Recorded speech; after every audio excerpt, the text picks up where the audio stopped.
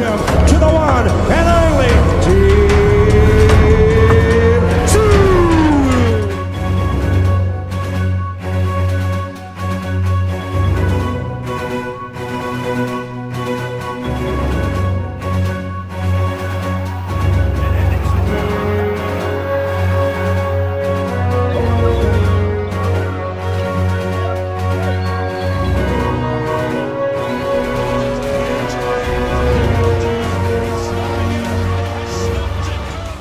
How are we doing? Welcome to Talking Boxing. It is Monday, May the 25th, 2026. And I hope you had a great weekend. Excuse me. I would have thought I would have had a cough before I come on air. Yeah, hope you had a great weekend. Well, it was a controversial weekend, wasn't it? And I'm sure that is probably dominating the chat tonight. The Alexander Usyk and Rico Verhoeven, is that how you properly pronounce it? The fight on the weekend. Some big weekends coming up for fights and that as well over the next couple of weeks. So we'll get into it and discuss it. Thanks to everyone that's tuning in. Well, not tuning in live after the fact on Spotify. We get a lot of people listen to the podcast in the days after it goes live. So thank you to all those that listen on Spotify. And of course, if this is your first time to the show or watching the show, it's pretty simple. There it is, Talking Boxing. Just jump on there, put your comment in the chat, and let's get things rolling. All right, so it looks like we've got a lot of comments already in the chat there, guys. So I'll do my best to try and keep them in order. But as always, apologies if I don't. Let's go. Tony, first off the mark there. Hello, crew.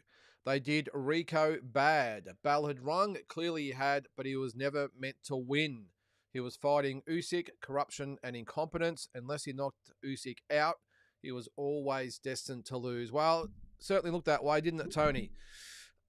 Look, I don't know. I think what it was, and I know there's been a lot of talk about the referee and maybe even officials. I don't know, but definitely the referee.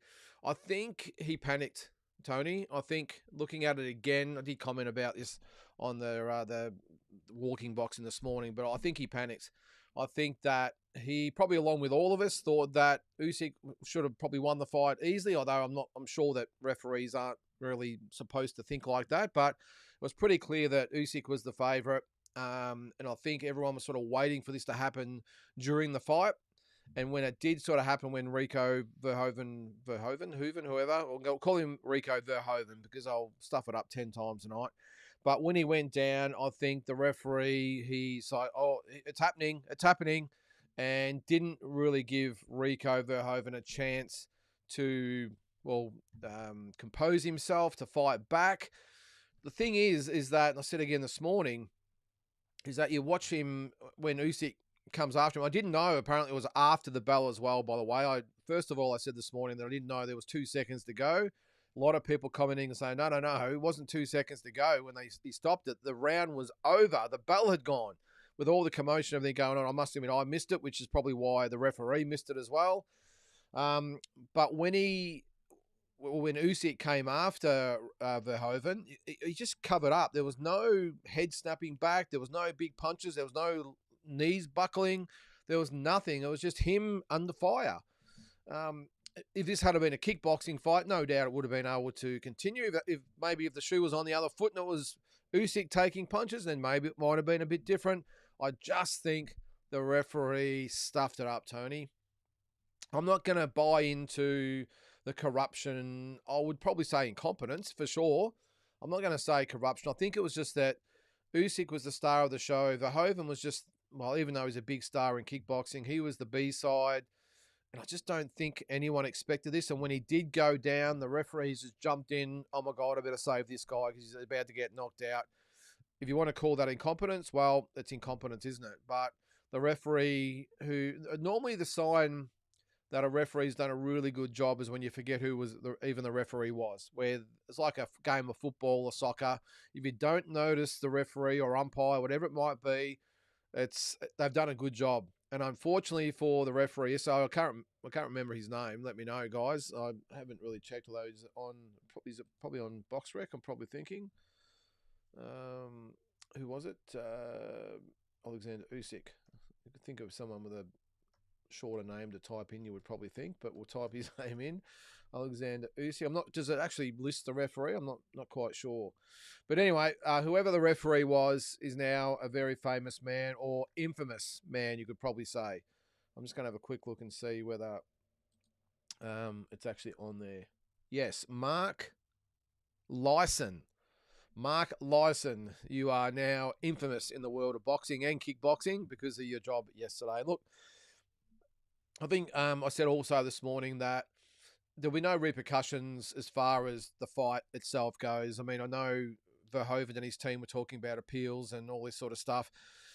The referee didn't do anything wrong except stop the fight too early. And when I say did nothing wrong, well, I suppose that is something wrong.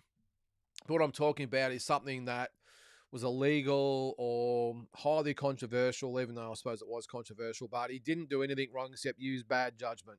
So I don't think anything will come of it, but still, geez, wow. Just crazy, wasn't it? So, all right, who's next there? Shadow Boxer. Where are you there, mate? Where's your comment? Yep. Sorry, guys. I'm going to try and keep this in order. No, it's not going to work. They're all over the place. All right. Out the window that goes. All right.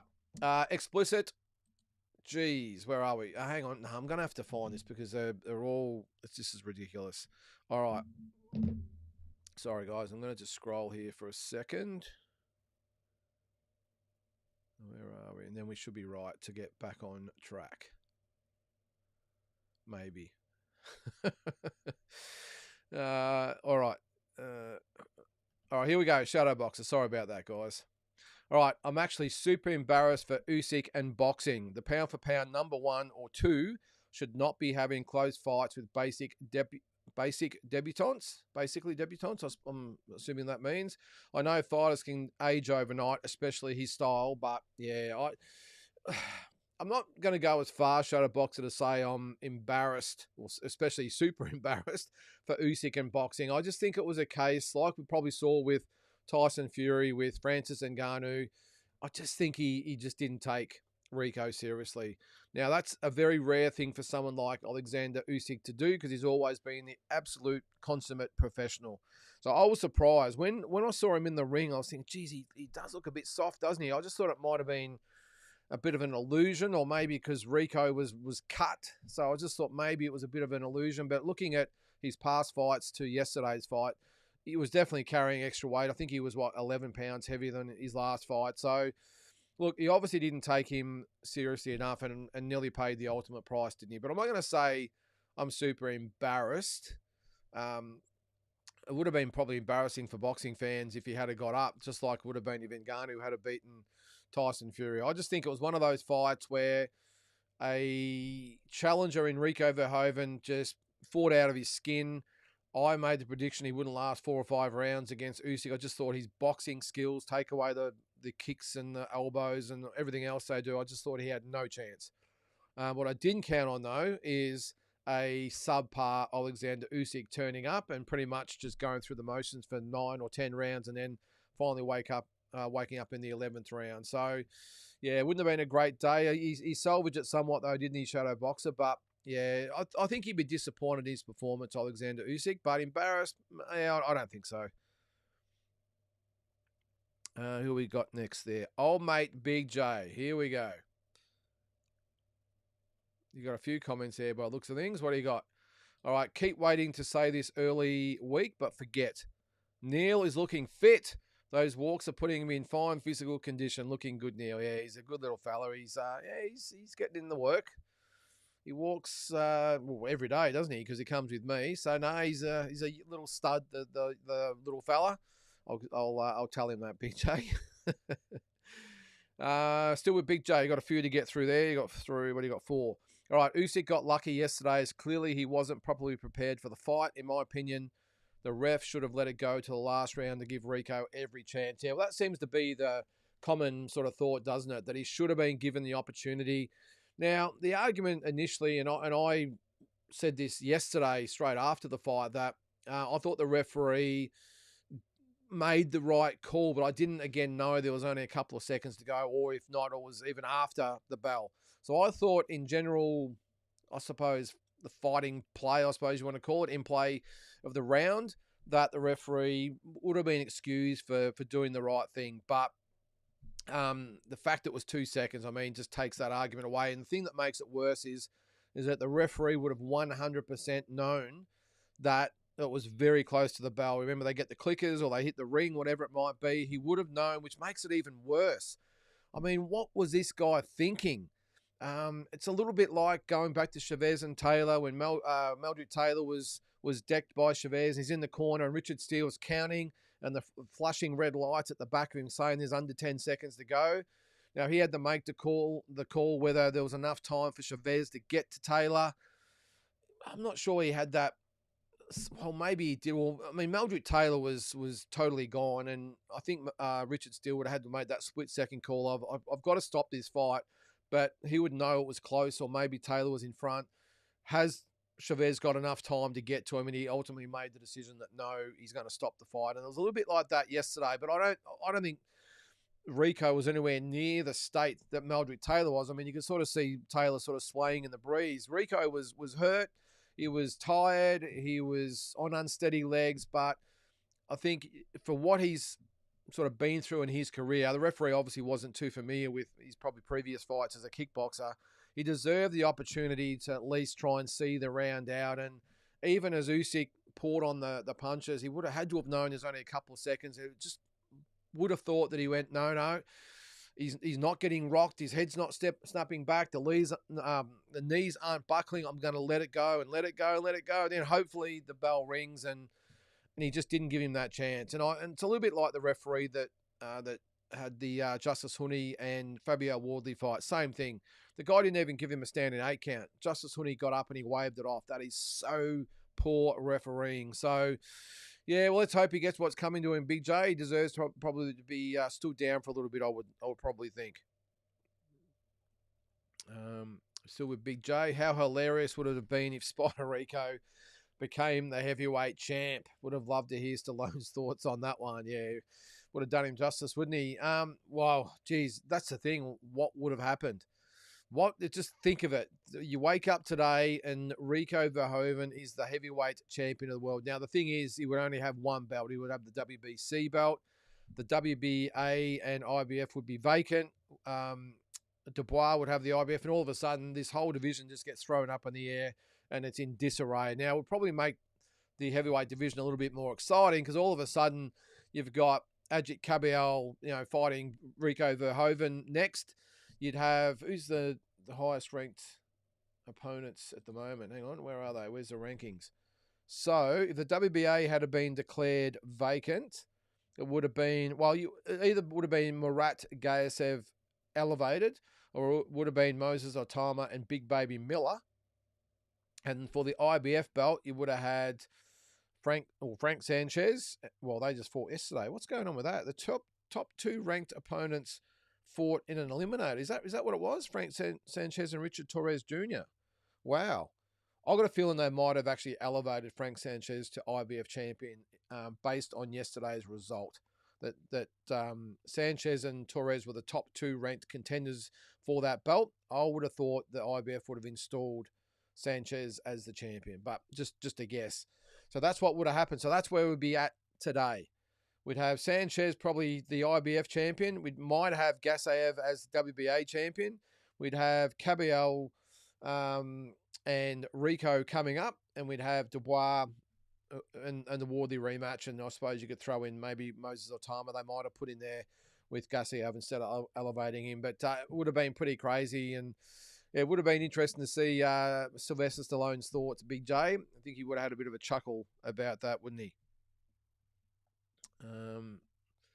Still, last one with Big J. A brave effort from Solomon against Haruta. Although she was completely outclassed, I thought in the 8th would have pulled out a Harding versus Andrews one, but it was not to be. Mia should hold her head high. Yeah, no, I'm with you there, Big J. She was great. She was fantastic. But Haruta, she is a very, very good fighter, very good champion. The Japanese are such great fighters, aren't they?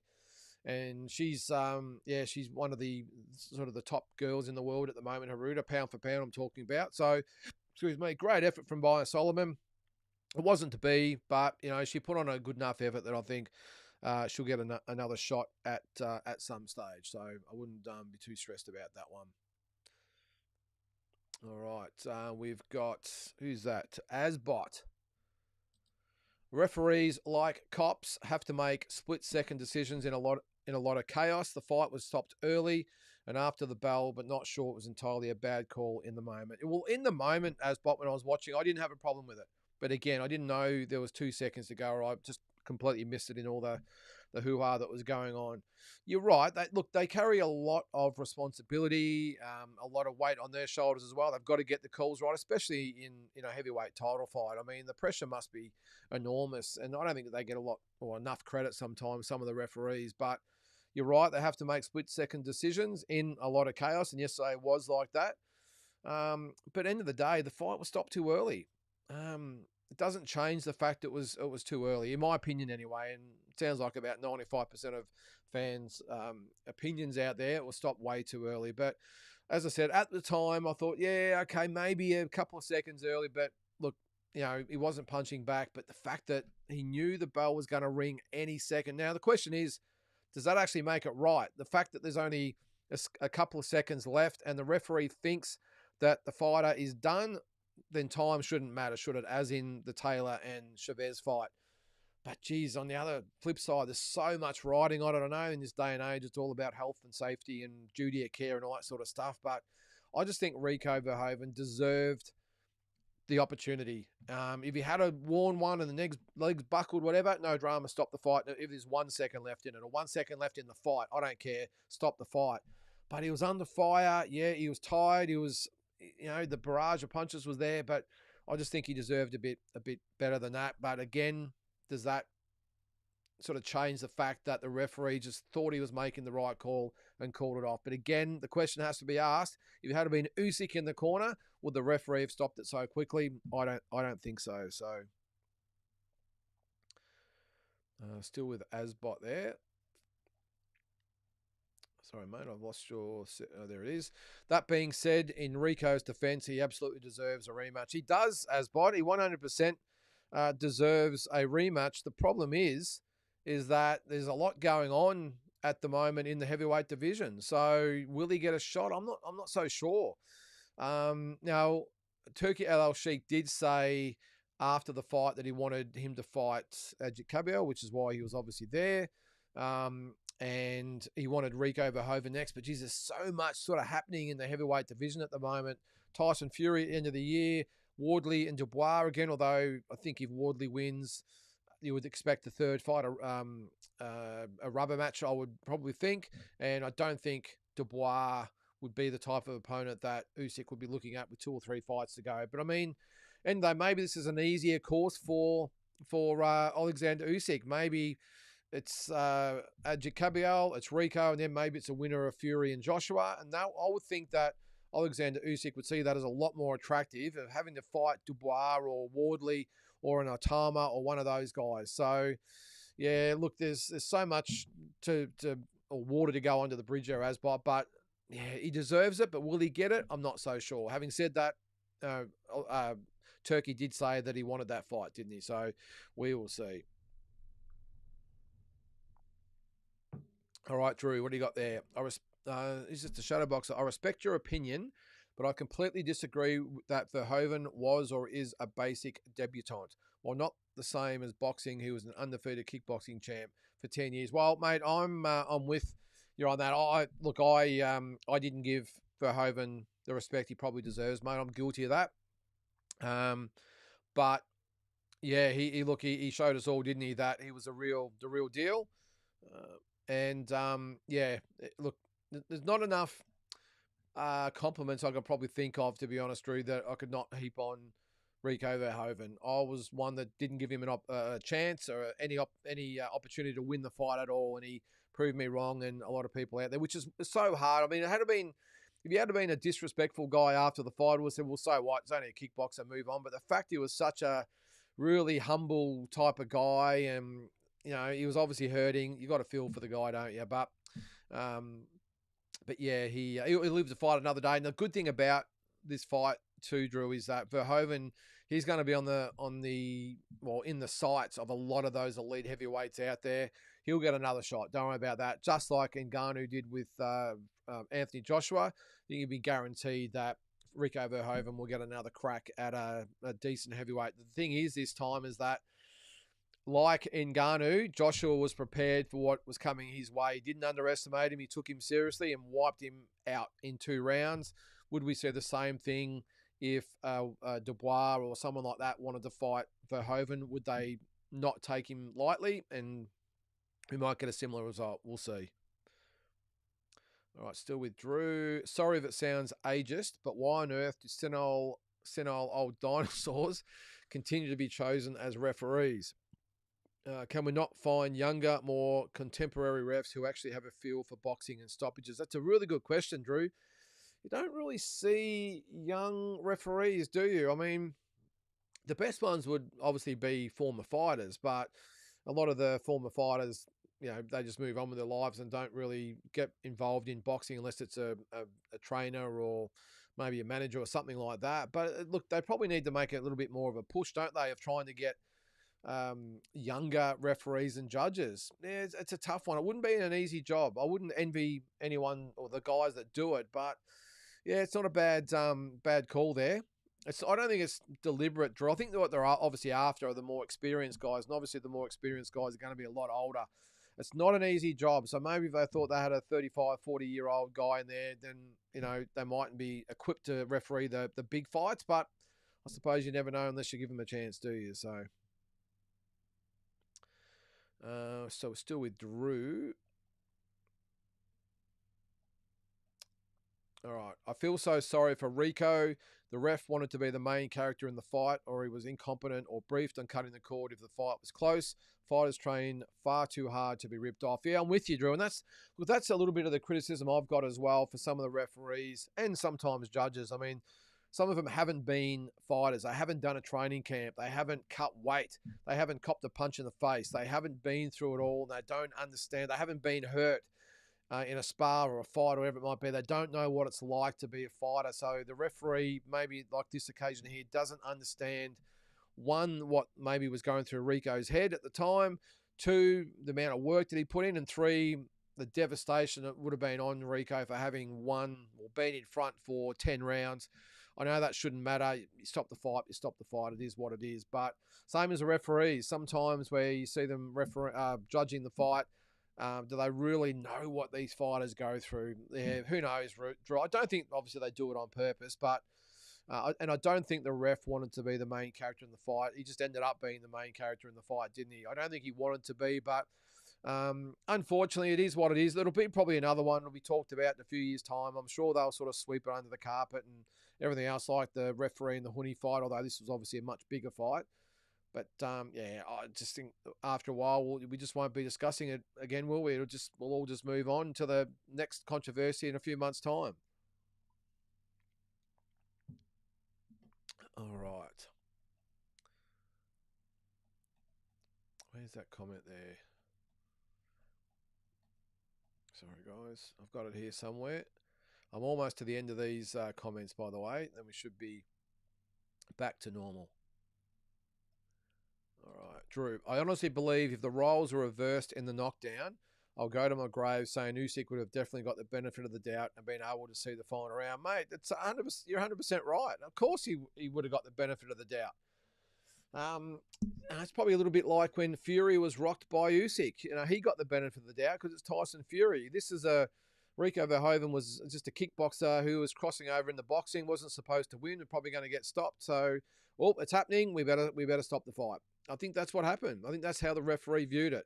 He was just waiting for it, and when the time came, he just panicked and stopped the fight and dropped the ball. It's as simple as that. But I'm with you. If it had been Usyk, you're guaranteed that that he would have been given the benefit of the doubt, 100%. The other thing too, though, I didn't like, though, was being able to be taken to the corner for the mouth guard. I've said 100 times, if the mouthguard falls out stiff, you play on. It's just as simple as that. Because fighters use it as a tactic. I just think yesterday Rico was exhausted and it just fell out. I think that's a little bit different. But we've seen it all in the past where fighters will intentionally spit out the mouthguard or the mouthpiece to try and get an extra bit of rep. And then you see the cornerman who puts it in upside down, oh shit, and then he fumbles it and then he's got to pick it up and sometimes he'll drop it and got to wash it off. I mean, it's a circus. So it should just be if it falls out or gets knocked out, that's stiff. That's life. So you don't see a game of football or something and someone loses their mouth guard. No, it's play on. So I know boxing's a little bit different, of course, but I just think that's life. And it should be stiff ship. So, all right. Still got another one there, Drew. Geez, you have a bit to say tonight. The scorecards reminded me of Canelo and Bivol, where the judges were doing were doing everything they could to protect the cash cow or preferred champion. Can we please watch a neutral contest unfold fairly? Geez, yeah, no, it's a pretty bold statement there, Drew, but you're right. And you're right. They tried to do everything they possibly could to get Canelo over the line. What was it, 115, 113? I think that fight, times 3, I think it was, or at least 2 of the cards. 7 rounds to 5. I mean, Canelo was lucky to win 2 or 3 rounds in that fight, but they almost got him over the line. I reckon they would have been trying to do whatever they could to manufacture at least a draw when things were sort of going south for Canelo. Yeah, look, it's a tough one yesterday because, look, the judging was a tough one because you're watching the live streams and the feedback and the live scorecards and all that sort of stuff. All the cards were all over the place. I was watching a bit of all of them. I was skipping between a lot and trying to get footage as the fight was going on. And I had one watch along going here and another watch along going there and trying to get some vision here. And I watched, is it the British guys? I can't remember the name of the podcast, but they had a couple of guys on there. You'll know the ones I'm talking about. One's got sort of the longish hair and the glasses anyway. But they were scoring it. And after, I think, 10 rounds, they had Usyk in front, I think 6-4, I think it might have been 7-3, something like that anyway. It might have been 6-4. On the same, actually it might have been after 8, they had him in front 6-2 or something like that. And Mike Coppinger had it 7-1 in favour of the Hoven. So there was a lot of, cards being all over the place. And I've got no doubt that a lot of cards were being tallied because Usyk was supposed to win. So all those sort of closest rounds, they were the ones that were going to Usyk. It just happens. And look, I'm not going to lay the boots into the judges a lot because I've seen it myself and I've done it myself where you've got a heavy favourite and the underdog and you just find yourself watching one fighter. And that's why a lot of the favourites win disputed decisions sometimes because the judges watch one fighter. And I think it was a bit different for Canelo and Bivol. I think they just panicked and went, oh, shit, okay, Canelo's a superstar. We better keep giving him rounds. But I think yesterday, I just think the judges were giving the close rounds to Usyk because they just thought they were supposed to. They just thought, well, if it's close, well, you can't be possibly doing that well, can he? We'll just give it to Usyk. So, I don't know. There's lots. I'd love to actually hear from the judges. Of course, they never get interviewed, but I'd love to see them sort of held accountable a little bit and explain why they come to some certain conclusions. So, but I'm not so sure, the judges or the powers that be were protecting Usyk yesterday. I just think it was a matter of the heavy favourite was in a fight and all the close rounds were going to him. So, all right, Damien, where are you, Damien? All right, man, I agree with you about buying these turkey cards in Saudi. Starts way too early, like 1 a.m. and goes for like 7 hours, stuff that. Yeah, it was a long card.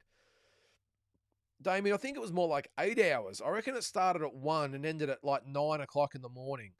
Because I got up and I thought, well, if it's starting at 1 o'clock, I've got no hope to catch any of it. I thought, well, I'm not going to get up early. I didn't get home till late on Saturday night. I didn't get home till about 1 o'clock in the morning when it was about to start. Now, the temptation was there to stay up, but I was buggered. So I thought, I won't even try and get up early.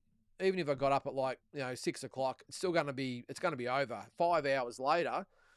So I thought I'll just sleep in, whatever. And just my clock sort of kicked in and I got up at about 7:45 or something like that. And it's like, holy shit, we're not even onto the main event yet. I think that the co-main had just finished and they were doing all the lead up to the main event. And I contemplated actually buying it. I thought, I'm not going to buy it. It's going to go like 3 or 4 rounds. I won't worry about it.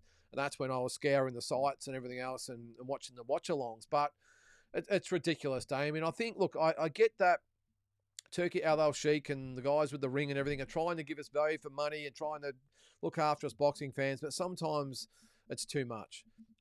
Even to the point where I love what they do, but when they have like 4 or 5 world title fights, you don't need that many world title fights. I'd almost prefer to have the model last year with Canelo and Crawford, where you get that one massive fight and they throw everything, they sort of throw Fort Knox at them to get them to fight each other, and the undercard's subpar. I know at the time we were sort of whinging about it, but at the end of the day, I'd almost prefer that when we get the fight we're after, rather than having sort of 4 or 5 okay fights. I'd rather have one blockbuster and then just an okay card underneath it. But yeah, Turkey Al Sheikh, I think they're just going a little bit overboard. We don't need 7 or 8 hours of boxing. It's ridiculous. I think the most we should have on a card is probably maybe 4 hours.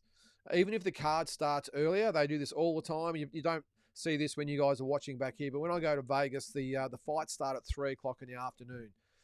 They have 3 hours of prelims, and then from 6 o'clock they go into the pay-per-view section, which is about 11 o'clock in the morning here, and then it's about 9 o'clock at night or 2 o'clock in the afternoon when the main event comes on. That is perfect. So yeah, I don't know why, especially us down here, Damien, where you're like you said, you got to get up at 1 o'clock and watch 8 hours of boxing. It's just a little bit too much. But anyway, what's that about? Nikita. Yes. Any word on who Nikita is fighting next? He's the best. Zoo. Tim is absolutely shot. Haven't cared a damn about him since those 2 brutal losses. Geez, Damien, that's a little bit harsh, mate. Is he absolutely shot? Yeah, well, we'll see in a couple of months' time, won't we? When he comes up against Errol Spence. I don't know who Nikita's fighting next, mate. I've heard whispers, but nothing. I sort of repeat, nothing concrete. No. I can't even remember who the fighters were, to be honest. I had a couple of people say, you might be looking at that. I can't even remember who they were. They're not world-class guys from what I can gather, Damien. And I reckon it's just people guessing. So I'm not even going to mention the guys. But no, I don't know. I wouldn't have a clue. I do know that he's going to be, I think he's looking at, when's Tim's fight? Late July. I reckon they're looking at maybe mid-August, I think, for Nikita. I think that's what I was told, but again, don't hold me to it. I was told mid-August, but your guess is as good as mine. Yes. Yeah, R.I.P. Neil Danaher, absolute legend and fierce battler. Yeah. If you don't know who Neil Danaher was, he was a hell of a person, guys. He was an AFL player, one of 4 brothers who played for Essendon, but he was also a coach. He got MND, motor neuron disease, about 13 years ago. They actually gave him 2 years, about 2 years to live, and he lived 13 years. I mean, he's a fighter, and he raised tens of millions of dollars for MND. So every year with the Collingwood Melbourne King's birthday game, they do the slide into the freezing water, the big freeze, and they raise millions of dollars every year. So an absolute champion guy, Damien. And he battled to the end, and rest in peace to Neil Danaher. And regardless of what code you follow or sport you follow, I mean, this guy was an unbelievable Aussie. I think he won the Order of Australia medal or something like that. One of those Australia Day medals. Just a true Aussie patriot, Damien, and he did a lot for fundraising for MND, which is a shocking disease where it just cuts you down. So yeah, rest in peace to Neil Danaher. I think I'm getting through the comments okay there. All right, I'm going to the top here. I've had enough of that. All right. Explicit G's. What do you got? I forgot the Ring had AI scorecards for the main events on Ring or Rehab. They haven't done that in a while. I think that's right. They did too. The AI scorecards. That's right. They were experimenting with the AI machinery or computer systems or software, whatever the hell it is, to actually score a fight. And I can't remember, let us know who it was, Explicit, because they did score a fight and they were pretty close to the mark from memory. I can't remember exactly which fight it was. It was a Ring or Rehab card, but I can't remember what fight. Was it for Bivol and Better Beef or one of those fights? I can't remember. But yeah, they did it, and we haven't sort of seen it since, as far as I know. I don't think they must have been too happy with the result. But I reckon they're within a round or two of what the judges actually scored. So it's a great innovation. And I wouldn't be surprised, especially with all these dramas with scoring and all the rest of it, that maybe sort of comes in down the track when they perfect it. Because when you think about it, the AI doesn't care whether you're a Canelo or an underdog, does he? Or does it? So he just, or it, stop calling it he. It will just score it the way he sees it based on data and stats and movements and all the rest of it they do. So maybe it's a good thing going forward. All right, allegedly Richardson Hitchens fighting Ricardo Salas on a Zuffa card, okay, at 147, co-main to Edgar Hot Rod, July 26th in New York. Oh, there you go, okay. I must admit, explicit, I haven't really taken too much of the whole Zuffa thing. For me, it's just another Pro Box TV to me. And I watch the Pro Box shows, don't get me wrong, and I watch the Zuffa cards for sure, but I'm just not excited by any of them yet. And okay, Richardson Hitchens, well, okay, if you want to be put to sleep for 12 rounds, I suppose I'll watch it. The undercards are entertaining, I suppose. But so far, just for me, I'm only talking personally, the Zuffa cards just haven't resonated with me yet. They just let me know in the comments what you guys think, but it just hasn't resonated with me yet. Not to say I'm against Zuffa or I'm against Dana White, nothing like that. When they're on, I put it on, but to me, they're just another Pro Box TV type of card, and that's the way I sort of view them at the moment. The only other one I got excited about was a Jai Pataya fight, of course, but the rest of them, the Shane Mosley and Belchuk fight I was looking forward to, only because I suppose it was a half-decent main event. Apart from Jai Pataya, none of the others have been really sort of big fights. So I know they'll improve, and I'm looking forward to when they get out into the stadiums to see what they can deliver on the big scale. But yeah, I'm just not getting excited by it at the moment, explicit. Now, I might be wrong. You guys might be really excited about what they're doing. And again, I'm not a Zuffa hater. I'm just not getting into it at the moment. I'm not feeling it, if that's the right word for it. And Oscar De La Hoya actually said the other day, and it made a good point. I mentioned it on Walking Boxing. He said that is the Zuffa model like in theory it's a good model as far as, well, you got two young guys fighting each other, 50-50 fights. That's what the fans want. But is it to the detriment of the fighters and up and coming stars?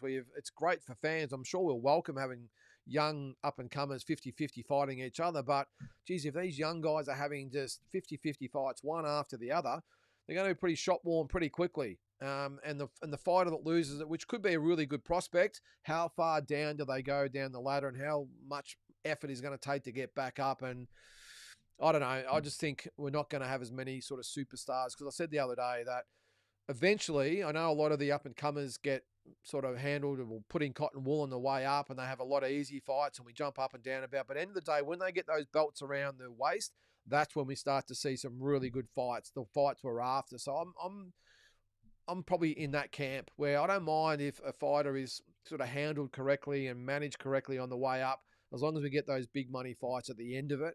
I'd probably forego this 50-50 fight on the way up, or fight all these fights 50-50 because of the potential of damage and harm that it does to those stars, and they've got to go back and start again. And the way I just think that Dana White and Zuffa have this only the strong survive mentality. I know in theory it's good.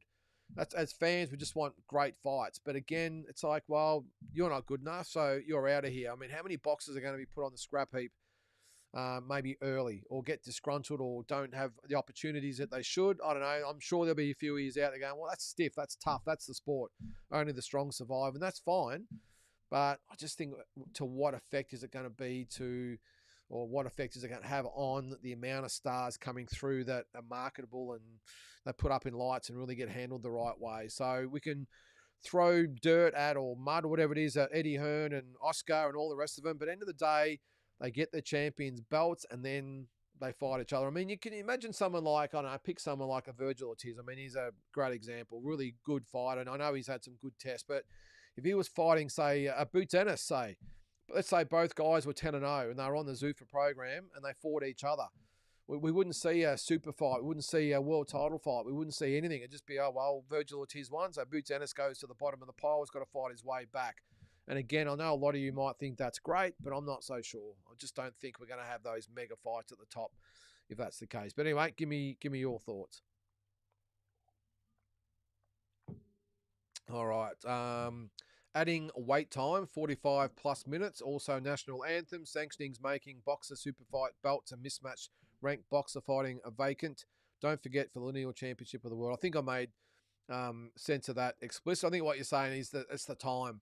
With all the fights on there, plus all the things in between, and got to pay homage to the great man, His Excellency, and then all the sanctioning bodies and whoever else is there, and such and such and such and such. And then the ring announcer's got to go on forever about all these titles they've won and interim belts they've won and who they've beaten, well, not who they've beat, but, where I'm going. They've got to make these long-winded introductions and all this bullshit. Just get on with it. I think sometimes a lot of these announcers and promoters, they try and outsmart themselves. The fight fans, yep, they want a big event. They want all the razzmatazz, but they want it to happen pretty quickly, and let's get the main fighters out there and let's go. Have a couple of good undercard fights, and then let's go have the main event.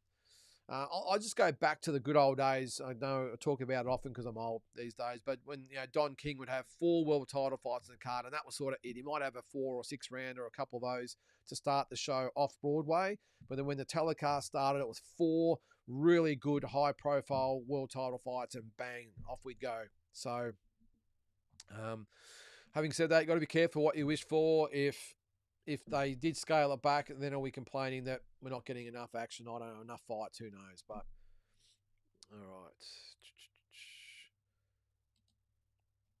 all right. Explicit, Rico's team protesting the results and stoppage. That no rules were broken. I think talking about the mouth guard incident.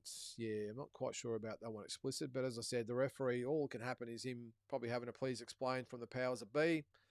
He got it wrong. Whatever, they'll put him in, demote him for a couple of shows, and he'll be back. But as far as any ground for an appeal, I think the only thing that could happen is that Mauricio Suleiman would say, yeah, we're going to put you, well, they've got Ajit Cabial now, haven't they? But we're going to put him at number 2 behind Ajit Cabial, and then he'll be number 1 after that, so he'll get another shot. So, but having said that, I wouldn't be surprised. Let's just say Daniel Dubois beats Fabio Wardley. I wouldn't be surprised if he fought Rico Verhoeven, or maybe it could be the winner of Joshua and Fury. Who knows? But I think we haven't seen the end of Rico Verhoeven. He's a big name now, and his name carries a bit of clout. Hamza's opponent ranked top 6 in the WBO. Easy win for a belt. I could have seen you as a top 3 oldest fighter to win a belt, Lynden. Jeez. I think Bejic said he was worried of the Egyptians' healthcare. Healthcare, is that before the fight? I didn't see him say that explicit, but yeah, look, it was disappointing, that fight. And again, I don't blame Hamza Shiraz. I mean, he just wanted a belt. He was a top-ranked contender. They put him in. Bejic was subpar, and it is what it is. It's not the first time. Let's not forget, though, that talk about favourites. Hamza Shiraz is a favourite of Turki El Sheikh, so he was always going to get this type of opponent. They tried it last year or the year before, whatever it was, with Carlos Adames. I don't think they counted on Adames being as good as he was and putting up the effort, and almost spoiled the Shiraz party, didn't he? So, but yeah, he shouldn't have been in there explicit. That's for sure. But as for Shiraz, the good thing I like about Hamza Shiraz, he said, all right, well, we'll get that one out of the way, but now I want all the good guys in the division. And you would expect that he would have another fight, probably, September, October or something like that. And then he'll fight the winner of Canelo and Mbili for the belt. Who else is at 168? So we've got Iglesias, Osles Iglesias with the IBF belt, and Munguia with the WBA belt. I doubt we're going to see Canelo and Munguia too, especially because they're stable-mates now. But there's a bit happening, and obviously Shiraz now with the WBO. So, yeah, maybe it's Shiraz and Iglesias fight for the IBF and WBO belts. And then the winner fights the winner of Canelo and Billy for the WBC belt, and the other two as well. So we'll see. All right, Rico was supposed to be Anthony's opponent. Yeah, that's right, before the crash. That's right. How would that have gone? Would have possibly erased the Fury fight. Yeah, it's a good call, explicit. If he didn't know, there was talk that Rico Verhoeven was going to fight Anthony Joshua. He was going to be his next opponent before Anthony Joshua got into the crash that killed two of his friends. In hindsight, it looks like maybe it might have been a lucky escape for Anthony Joshua. But then again, styles make fights, as they say. Would Verhoeven have had the success against Joshua that he had against Usyk? I mean, arguably, you'd say, well, of course he would. This is Alexander Usyk, and he's obviously beaten Joshua twice. I don't know. I just think the size of Joshua, the style of Joshua as well, not so sure. Having said that, maybe Rico could have surprised him and donged him, and it could have been all over. But we'll never know. Not to say it mightn't happen down the track, explicit, especially if Joshua beats Fury. All right, with the bell ringing while Usyk was firing shots at the end of the 11th, why did they take the time off the screen right when 10 seconds hits the clock? Yeah, I have seen that sort of conspiracy theory there explicit. Look, I just think it was everyone dropped the ball. I got a feeling maybe the timekeeper, when he called time to take him to the corner for the mouthpiece, maybe he kept the clock running, and maybe the broadcasters have jumped the gun and taken the seconds off the clock off the screen. Lots of things happening. I did see today it was sort of maybe put out there that they're all working in cahoots together with the referee and the timekeeper and the broadcasters. That didn't happen. I just think it was a perfect storm of Rico Verhoeven getting the shaft, basically. And I don't like it, but again, that's our sport. And there'll be another one in 6 months' time or 5 months' time. You've been guaranteed it. There's always something going on with boxing. I'll say I really feel for Rico Verhoeven, but I just think it comes down to the referee who thought he was hurt, wasn't fighting back, stopped the fight. And I think that's the controversy pretty much stops there. So if anything, they took seconds off the clock when he's walking over the corner. So if anything, they might actually help Verhoeven because he didn't have to last sort of 10 or 12 seconds. He only had to last 7 or 8 seconds. And he couldn't quite get there in the end. But what do you got here? A lot of MMA fans or any combat sports clowning boxing and seeing some claiming every other combat is superior to boxing. Well, of course they do, mate. Look, this is the thing. This is these other MMA sports. It's a bit like AFL versus NFL. In RL, the fans going back at each other. Who's better? I couldn't give a toss. I mean, with football, everyone knows AFL's better. So that'll get some reactions out. I'm joking out there. The NRL fans, I'm joking, all right. But I'm just saying, does it really matter? It just comes down to who your favourite or what your favourite sport is. I don't think about NRL. I couldn't care about it. Have it, I don't care. But I certainly don't walk around going, yeah, that bloody NRL, that sucks. Whatever. I'm sure NRL fans are the same. And the same as here. I don't ever think, geez, those MMA guys, I don't watch MMA because I don't like it. I respect the fighters. I just don't like watching it. Bores me. And they might say the same with boxing. But yeah, it is what it is, explicit. They'll always take opportunities to pot shot each other, won't they? But end of the day, they can jump up and down about it all they want and throw shit at boxing. End of the day, boxing is still the number one combat sport in the world, and it always will be. And UFC's done fantastic, don't get me wrong. But when there's a big fight on, it's UFC who? Let's face it. And UFC, even I know a lot of my mates are UFC fans, and even they're a little bit disenchanted at the moment by this whole new trend of just being on the canvas, and rolling around, and I don't know what the hell they do on the ground, but whatever they do, I'll take stand-up boxing any day there, mate. And look, again, I couldn't care less about MMA or kickboxing or Muay Thai. Could not care less, so I don't think about it. So, but real boxing fans don't. We just love our sport. These other idiots out there going on about it, well, a little bit insecure if you ask me. But good on them. They can follow their sport. I'm happy with boxing. Hot Rod versus Belunga may be happening at 175 after he's lost to Hamza. Shiraz, that is. I find it funny Belunga wanted to fight at 168 for a title or a Shiraz rematch. When asked at the zoo for Q&A and sounded as he doesn't actually know. Nah, mate, he'd be just doing what he's told. That's all that'd be happening with Belunga. Because you've got to remember, there's no 168 in Zuffa, so he'd be told you're going to 175, and he'd be like, all right, well, you pay me all these millions of dollars. How high do you want me to jump? Basically, that's what he'd be saying. I just can't stand that guy, fair dinkum. You know, maybe in the ring's a little bit different, but these guys that just think they're gangster outside the ring, and hey, mate, you had the chance to prove you're gangster in the ring. Okay, you had Hamza Shiraz standing in front of you, and he followed you in 5 rounds. And then you did your little victory parade or defeat parade after Canelo Alvarez. You barely won a round, and you did the whole victory tour. So, yeah, I just can't stand the guy. I really can't.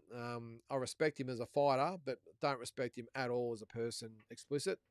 I just think he's a bit of a stain on the sport, if you ask me. But we need those types of guys because they're the ones that keep interest in the sport, don't they? All right, majority of people thought the official scorecards was still a robbery and a lose-lose situation. Yeah, it just depends on who you talk to, mate. Look, again, I had Rico Verhoeven in front 6 rounds to 4. But there's a couple of close rounds in there. I'm not going to argue with other people that had at even, or even Fury, what's his name? Usyk, that even had Usyk in front. Look, it's just how you interpret it. There's a lot of close rounds in there. I've got no doubt that Fury, I'll keep calling him Fury, that the judges still had the Usyk glasses on. And it probably wasn't until later, after the midway point, they went, hang on, there's 2 fighters in there. So maybe we should start taking notice of Verhoeven. So the big thing about the scorecards, as I said this morning, is that all 3 judges scored every round the same except for the 10th. And that's where 2 judges gave it to Usyk and the other judge gave it to Verhoeven. So that in itself is, I suppose, it goes against a narrative a little bit, doesn't it, about the judges only favouring Usyk, because the 2 out of the 3 judges thought that Usyk won. So you'd probably expect the 3rd one to follow suit. I know they don't talk between rounds, but you know what I'm getting at, that if 2 saw it Usyk's way, it should have been close enough that the 3rd judge saw it that way as well. So the guy that actually, or the judge that scored it for Rico Verhoeven sort of bucked the trend a bit, didn't he? But the big thing is that after the 11th round, Verhoeven would have needed a knockout to win. That's the injustice of the whole thing. He would have been level on one card and 2 points behind on the other 2 cards. So he would have needed a knockdown himself, or even possibly a knockout.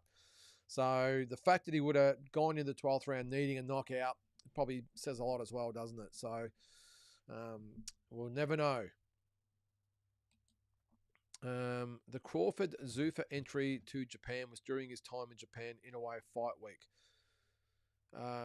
What's that about there? Explicit? I'm not quite sure what you're saying there. Crawford, has he got something to do with Zuffa or something now, does he? I'm not sure. All right. The cards are definitely stacked in favour of the A-side fighter in big fights. If you are a huge underdog, be prepared to be ripped off going into a potential final round. Yes, I get it, Drew. I totally agree. Is it right? No, it's not. But this is just the sport. It's the same whether it's at the top level or the absolute minor levels. I'm telling you, when I was a young kid, I remember watching fights at the Reggio Calabria Club in Melbourne in front of 200 or 300 people, probably not even that, 150 people in the basement of the Reggio Calabria Club. And we'll call him the A-side fighter comes out. Exactly the same thing happens against the B-side fighter who's not supposed to win. It might be the state champion or Australian champion. The underdog does really, really well, but he doesn't get the decision. And the same in this instance here. It's just the sport, mate. I don't agree with it. I don't condone it, but it is what it is. The A-side fighter, and probably to some extent, sort of earns the right, I suppose, that if a round is close, that maybe they lean towards him. If he's got a belt or whatever, I must admit, if it's a really close round, a lot of the times I'll give it to the champion. Now, that's probably not right. It goes against, I suppose, the fundamentals of what we're trying to do, but it's just the sport. And even sometimes we don't mean to do it, but it just happens. You just, again, as I said before, you just find yourself watching one fighter. The judges are only human. They're going to do it as well. And there's other instances as well, though, where it's pretty blatant. I know that, where you will get the fighter that is the promoter's fighter, and all the odds are stacked against them, and you will see some rip-offs. I mean, take for Australia, for instance. Let's say it's a no limit show, and you've got, say, Tim Tszyu as the main event. Well, of course, he's going to have the run of the green over the import, isn't he? All the things are going to be stacked against him. Again, this is the sport. I don't agree with it all, but that's the way it is, mate. That's the way it is. What do we got here? Sean. How are you, Sean? What do you got there, mate? How does Usyk fight Spider Rico in yesterday's circus? Doesn't get stripped by the IBF. I've been waiting for this one. But Jai gets stripped while fighting. There's 2 P's in strip, by the way, there, mate. Just for future reference. But Jai, don't want to be smart, by the way, but sorry. But Jai gets stripped while fighting a ranked contender. I'd like to see the IBF explain that. It's a good call, Sean. It's a good call. So Jai gets stripped for fighting an unsanctioned fight, where in this instance here, the IBF had the chance to make exactly the same call by saying, well, this is unsanctioned, so we're going to strip you.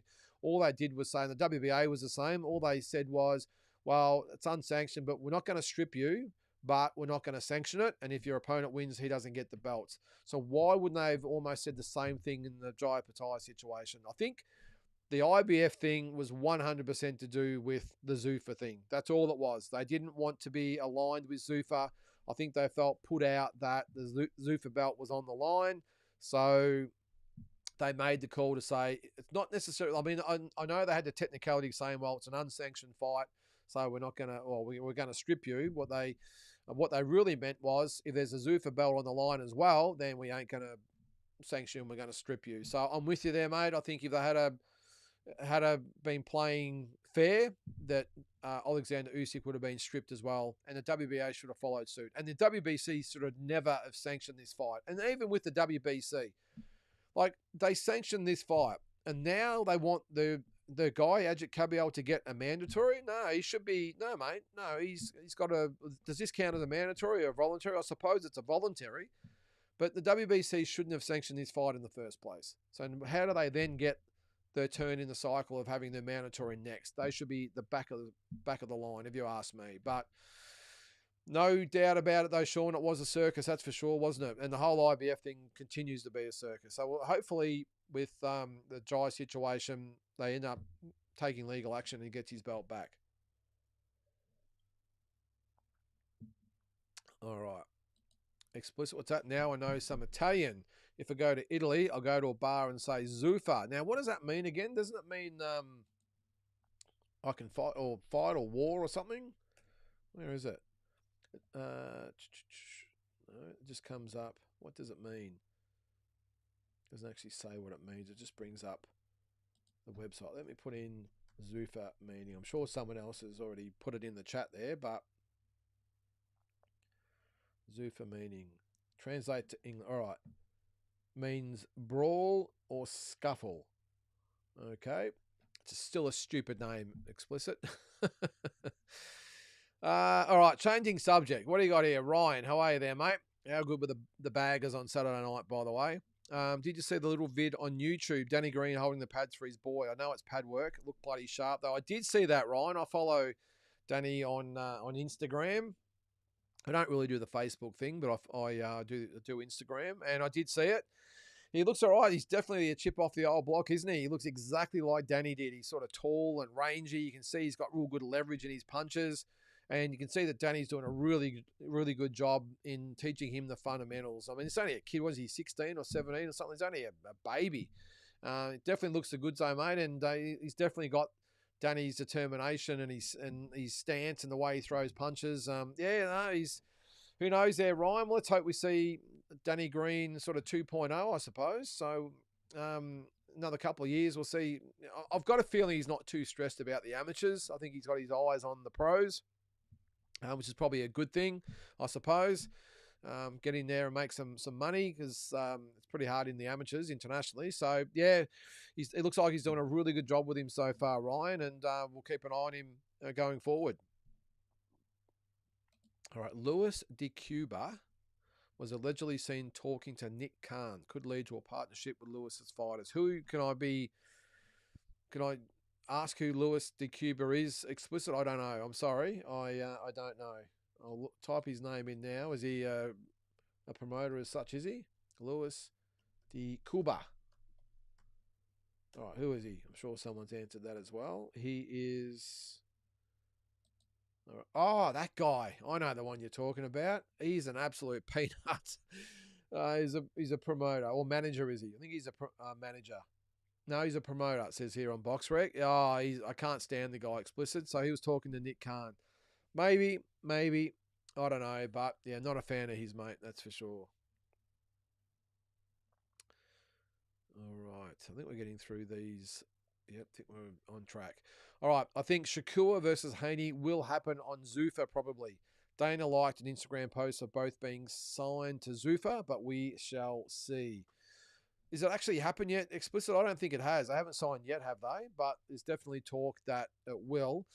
I heard, well, read or watched somewhere that Haney wanted to fight at minimum 145, though. He didn't want to go down any further than 145, and Shakur was a little bit hesitant about going above sort of 143, 144. Great fight. It'd be the ultimate chess match, wouldn't it? Who wins? I think Shakur Stevenson wins that fight. But geez, what a fight it'd be. Although at welterweight, you never know. Haney carries the weight a lot better, doesn't he? And Shakur will be going up for the, third or fourth time in the space of like 5 years. So be a great fight. Will it happen on Zuffa? I'm not sure it would explicit. I reckon that would be more a Ring magazine card, wouldn't it? Rather than Zuffa.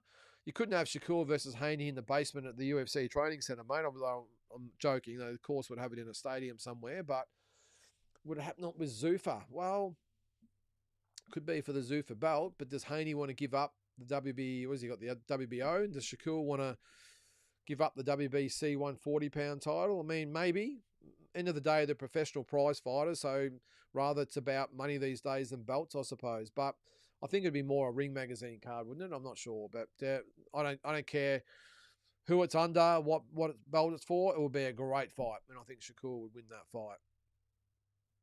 Yeah, yesterday's card lasted 8.5 hours. I think as long or longer as a Crescendo card. Wow, it was a big card explicit. As I said, I thought I'll sleep until about 8 o'clock and get up and then I'll watch the replay. And the main event hadn't even started yet. 7 hours later.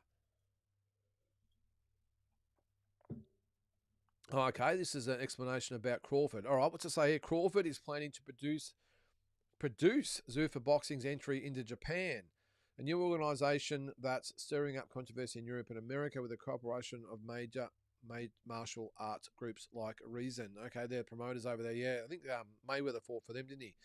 Well, there you go. Well, one thing I don't think we can doubt is Zuffa will make a play to all countries around the world. They've done it obviously in the States now. They're looking at Europe, Australia. They've got on the cards as well. And so it makes sense they go to Japan as well, which is probably the fourth biggest market behind those other three. So, yeah, it's an interesting one. We will see. If they've got Crawford as like an ambassador or what's it say there, planning to produce the entry in the boxing. So maybe they might get Terence Crawford on board as some sort of partner or spokesperson or, as I said, ambassador or whatever it might be. But if you've got Crawford on board, again, it gives it a little bit of cred, doesn't it? I think the thing what I can see with Zuffa is that I think in the next sort of 3 or 4 years, you're going to see some really big names go over to Zuffa. I guarantee it. And it's already happening now with Haney and Shakur and, obviously got Jai and, we'll call kind of been a big name, I suppose. But if they get Ryan Garcia and all these guys over there, it'll be big. But is it any different to, like when... this is probably the one thing I do know about the NRL. I remember it was about 30 years ago when they started the Super League and it was massive and everyone joined and they were going to do this and going to do that. And it just sort of fizzled out. The interest wasn't there and people wanted to go back to a traditional model. Is that going to happen with boxing, do you think? I think maybe that everyone will go and they'll throw out all this money and it'll be great in name only. It'll be big and Zuffa and they got all the guys fighting there, but it just struggles to sort of gain any traction or momentum and people just go back to what they've already always known. I don't know. Again, I'm not saying I'm sort of in one camp or the other, or I'll probably lean towards the traditional method of boxing, but anything that makes boxing better, I'll give a chance. But do you think it could be like that where they sign a lot of the top guys, but it just struggles to get its teeth into the market? I don't know. Time will tell. All right. I think I've got through all these comments there. I think we're all right. My brother paid for the Usyk fight, says Tony, and I leached his DAZN account. Shame on you, Tony. Late in the afternoon, how's the boxing royalty at ringside? So many great fighters. Triple G sure does look in good shape. Yeah, they were all there, weren't they? It's definitely the place to be seen, though, isn't it, Tony? You see Anthony Joshua at ringside. Did you see little Ring Rick? I think he got told to sit down or something from Turkey Al Sheikh or be quiet in the presser or whatever it was. Someone said that to me. Little Ring Rick. I got a feel for the little fella. All jokes aside, though, why does this guy have to be in every single shot, every single little face-off you're seeing during the lead up to it? No, actually, silly question, of course. You've got to get the Ring Magazine belt in there everywhere, but geez, fair income. And the WBC commemorative belt, but it just spoils. All I can find myself looking at is little Ring Rick with his little moon face and the big glasses, and not to say I don't feel similar when I see Eddie Hearn there as well. I mean, I love Eddie, but just get out of the way, mate. Just make it about the fighters. Why does the promoter have to be in the middle? We all know that it's a Ring Magazine show or a Matchroom show or a Golden Boy show. I know it's tradition, by the way. It's always sort of been the way. But No Limit's the same. George, get out the way, mate. I don't want to see you. I think it just detracts from the whole thing. And I'm just waiting for the day where a fighter says, George or little Ring Rick or whoever it is, mate, can you just piss off? All right, get out of the way. It just spoils the photo because all you see the two profiles of the fighter. Then you see this big moon face, whoever it is, right in the middle of the screen. And which way you got to look? So I think, look, we all know that it's a Ring Magazine show or it's a Golden Boy show or it's a Matchroom show. We know that. Eddie and Oscar and little Ring Rick, we know you guys are the promoter. Can you just stay out the way and let the fighters do the face-off, okay? I don't see, I'm just going to use the AFL as an example. You see the two teams holding up the cup at this parade they do the day before the grand final. I'm sure the NRL is the same. They do the parade and they get up on stage and they hold the cup up. I don't see the CEO of the AFL or NRL right there. I know maybe Volandis is the type of bloke who'd probably love to get his head in the picture of the NRL. But the AFL guy, you don't see the AFL executives or the chairman or whoever it is in there because no one wants to see them. And I think it's the same in boxing. So whether you're Oscar or Eddie or little Ring Rick, get the hell out of the profile or the screen so we can see the fighters. Okay, you'll put a banner and have your logo right in the center. That's a bit different. But do we really need to see your big moon face right front and center? Anyway, you asked, Tony. So you didn't ask, though, did you? You just made a comment about leeching your brother's accounts. I don't know how I got onto that. But anyway, there was a lot of fighters and royalty at ringside, mate. Celebrities. I see Jason Latham there. Our man Jai Pattaya was there, which was great. All right. Richard, how are you there, mate? Do you think Usyk has lost his step or was Rico that good? Worried about Usyk's final 2 to 3 fights and taking an L. Perhaps too heavy as well. Props to Rico, but wasn't elite Usyk. Yeah, I think it was, again, a little bit of a perfect storm there, Richard. Usyk wasn't quite prepared and switched on. Rico treated it like it was the fight of his life and almost got there. I think the proof will be in the pudding in his next fight, Richard. If Usyk puts in a similar performance against Caballero, 1, he'll probably lose, but 2, I think we could, if it's a trend, I think we can definitely call on him to maybe retire and don't worry about the last fight or two on his agenda that he wants to get to. He definitely looked lethargic. He definitely looked uninterested. He really struggled to pull the trigger during the fight, I thought. But I think the flip side was that Rico Verhoeven turned up. He was in shape mentally, physically. He was ready to go. And listening to Peter Fury after the fight, you could tell that they'd had a great camp and they were switched on and they backed themselves and they were ready to go. So I think combine both things, Rico being at his absolute best and switched on, and you got Usyk who was the opposite. I think that's what caused what we got. So that's where I see it anyway. But I think it will be in Usyk's next fight of whether he's shot or not. So... But as I said, if it's Caballero, then that could spell disaster if he turns up like he did yesterday. All right, Naz, how are you there, mate? Seeing Frank Sanchez minus the monster knee brace was a nice reminder of how good his skills are when not injured. Probably an unpopular one, but I'd love to see him versus Hrgovic one day. That'd be a good fight, Naz. Really good fight with him and Hrgovic. I was really impressed with Frank Sanchez. The old... What is it? What Isaac Harbin would say? It's the old 1-2 Timmy Zoo, and down he went, poor old Richard Torres. So he's going to have to rebuild, isn't he? But yeah, great performance from Frank Sanchez. Still with Naz, Jabin from the Punch podcast has had Robert Garcia and Samson Lukovic on in the last week. He's doing good things. Great to see one of our guys branch out from being No Limit fanboys. Yeah, good call there, Naz. I don't get a lot of opportunity to listen to a lot of podcasts. I've got to really pick and choose the ones I listen to, but I have seen clips from Jabin. Is that his name? Is that his real name, Jabin, or have you spelled it wrong? I'm not sure. But yeah, no, doing really good things. I saw clips of his interview with Robert Garcia and Samson Lukovic, especially what he had to say about Jai Pataya. This is Samson Lukovic. But yeah, no, doing really good things, mate. And it's something that it's never really I've sort of taken a fancy to with all the interviews and all that sort of stuff. But guys like Jabin and Jay McAllister do a fantastic job, and both of those guys, see Tassie Brown do it as well, and yeah, it's great. Who's the guy? There's another one that interviews Jeff Fennick all the time.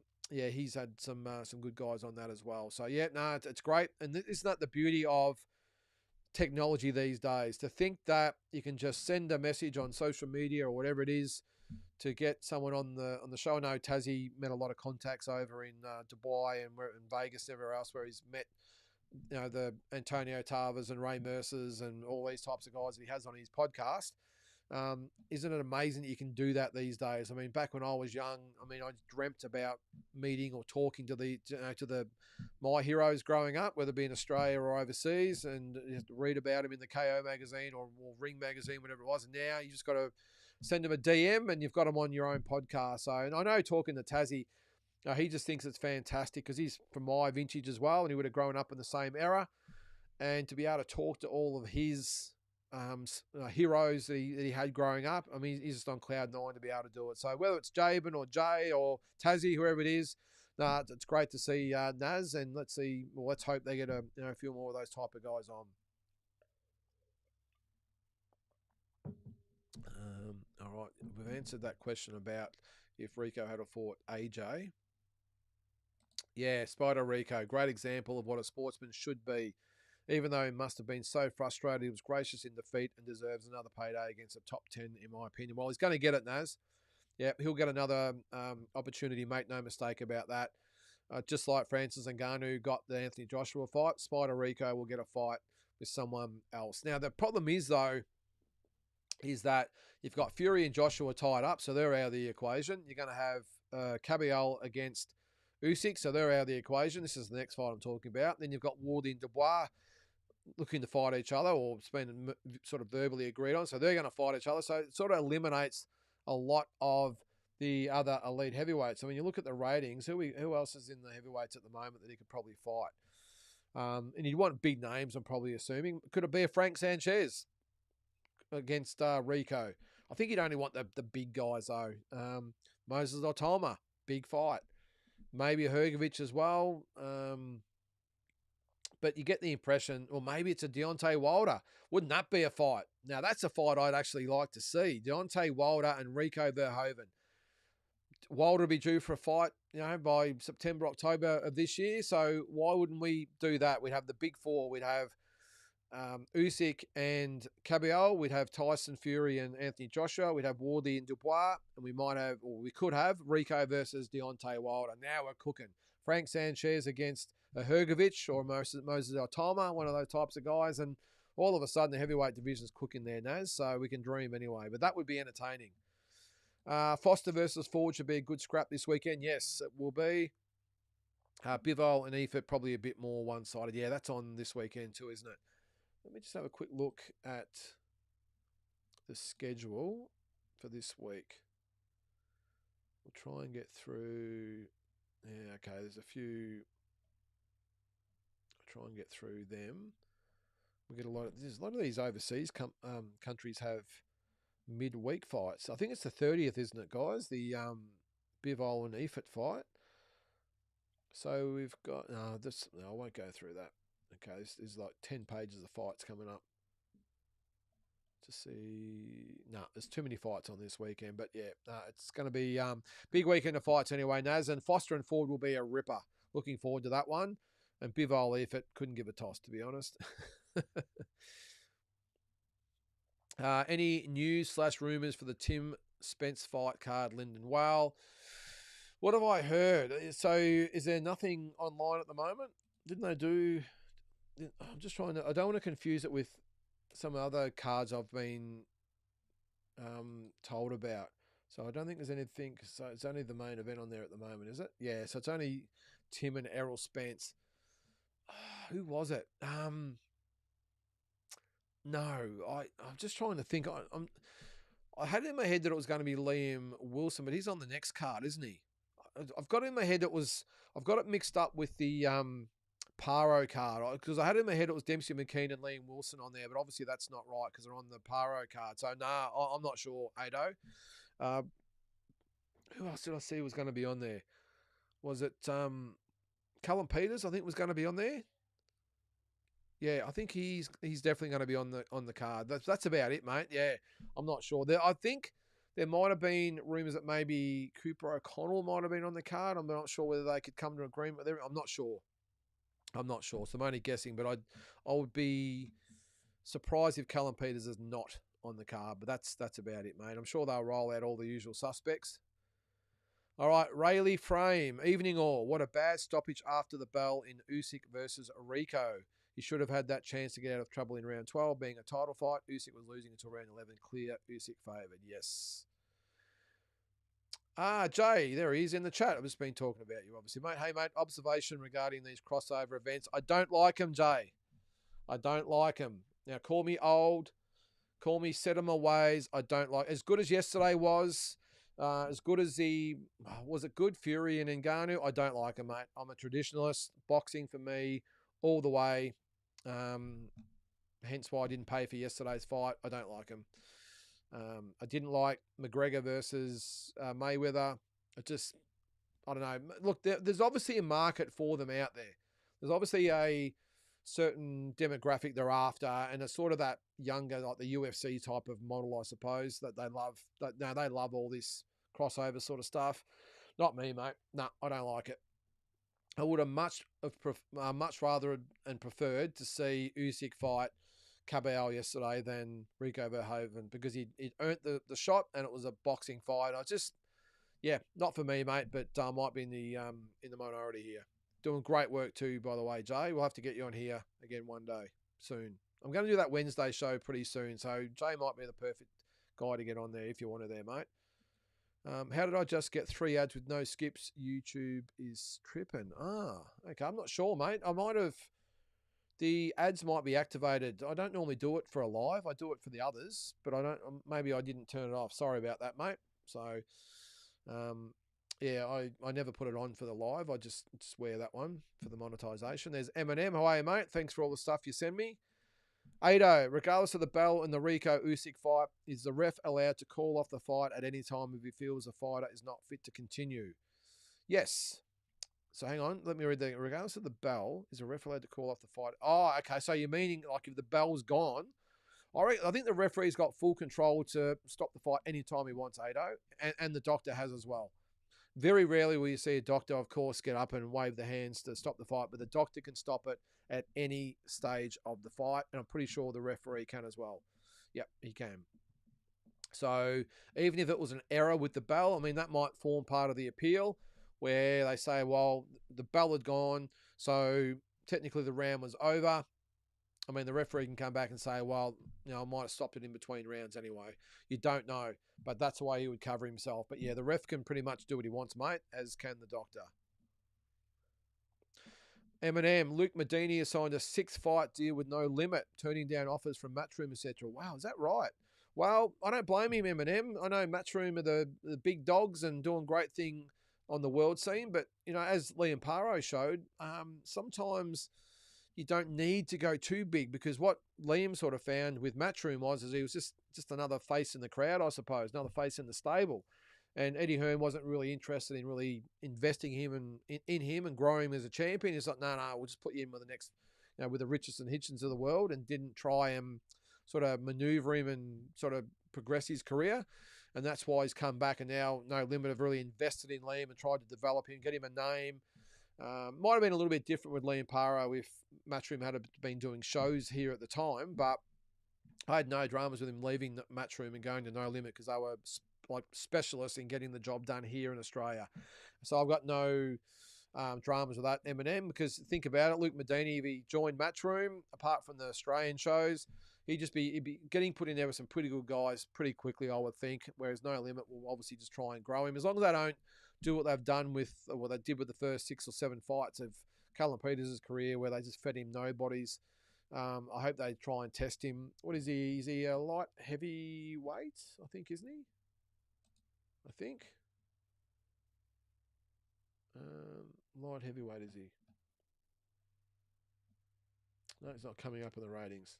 Luke Medini. Is he middleweight? Nope, not ranked. Okay.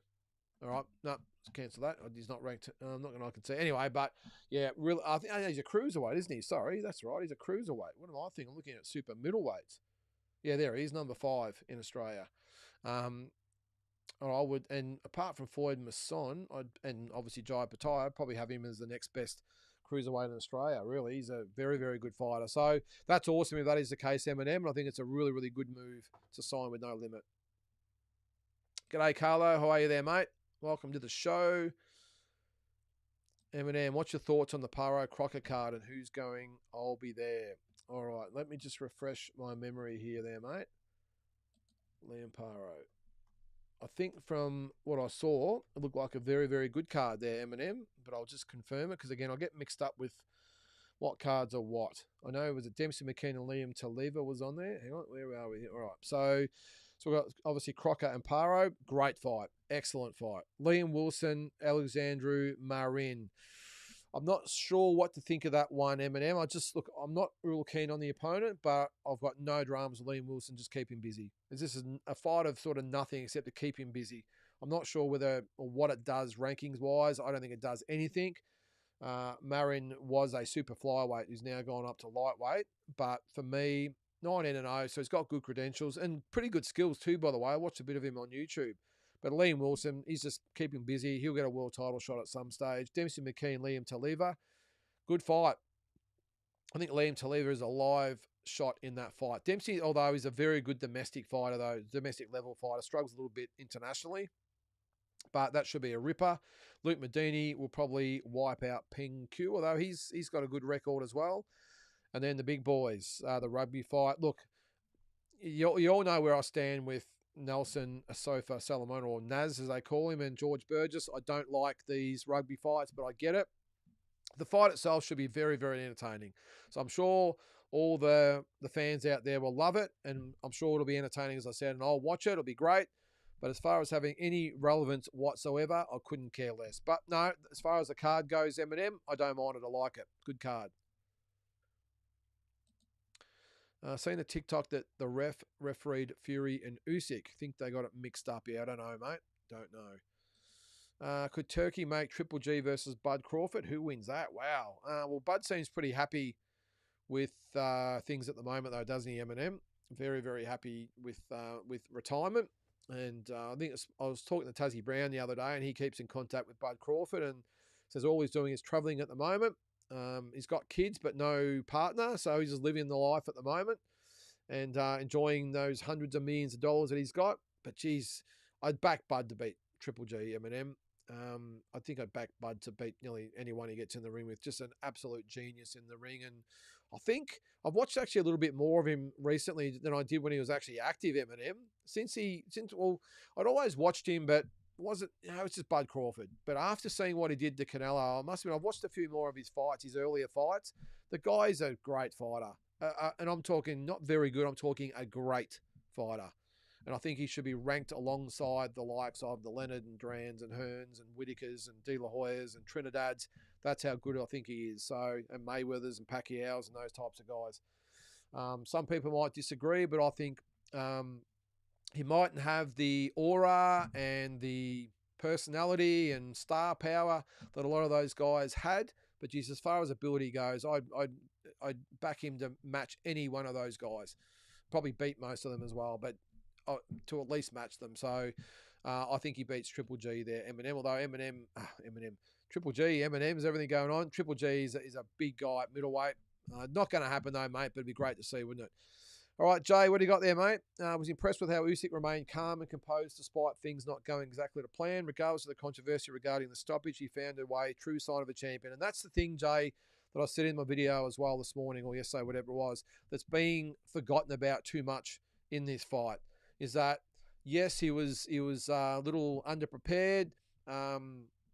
He was carrying a little bit extra weight, looked a little bit disinterested, whatever the word is, but found a way to get the job done when all things were going against him. Rico was gaining momentum, gaining confidence.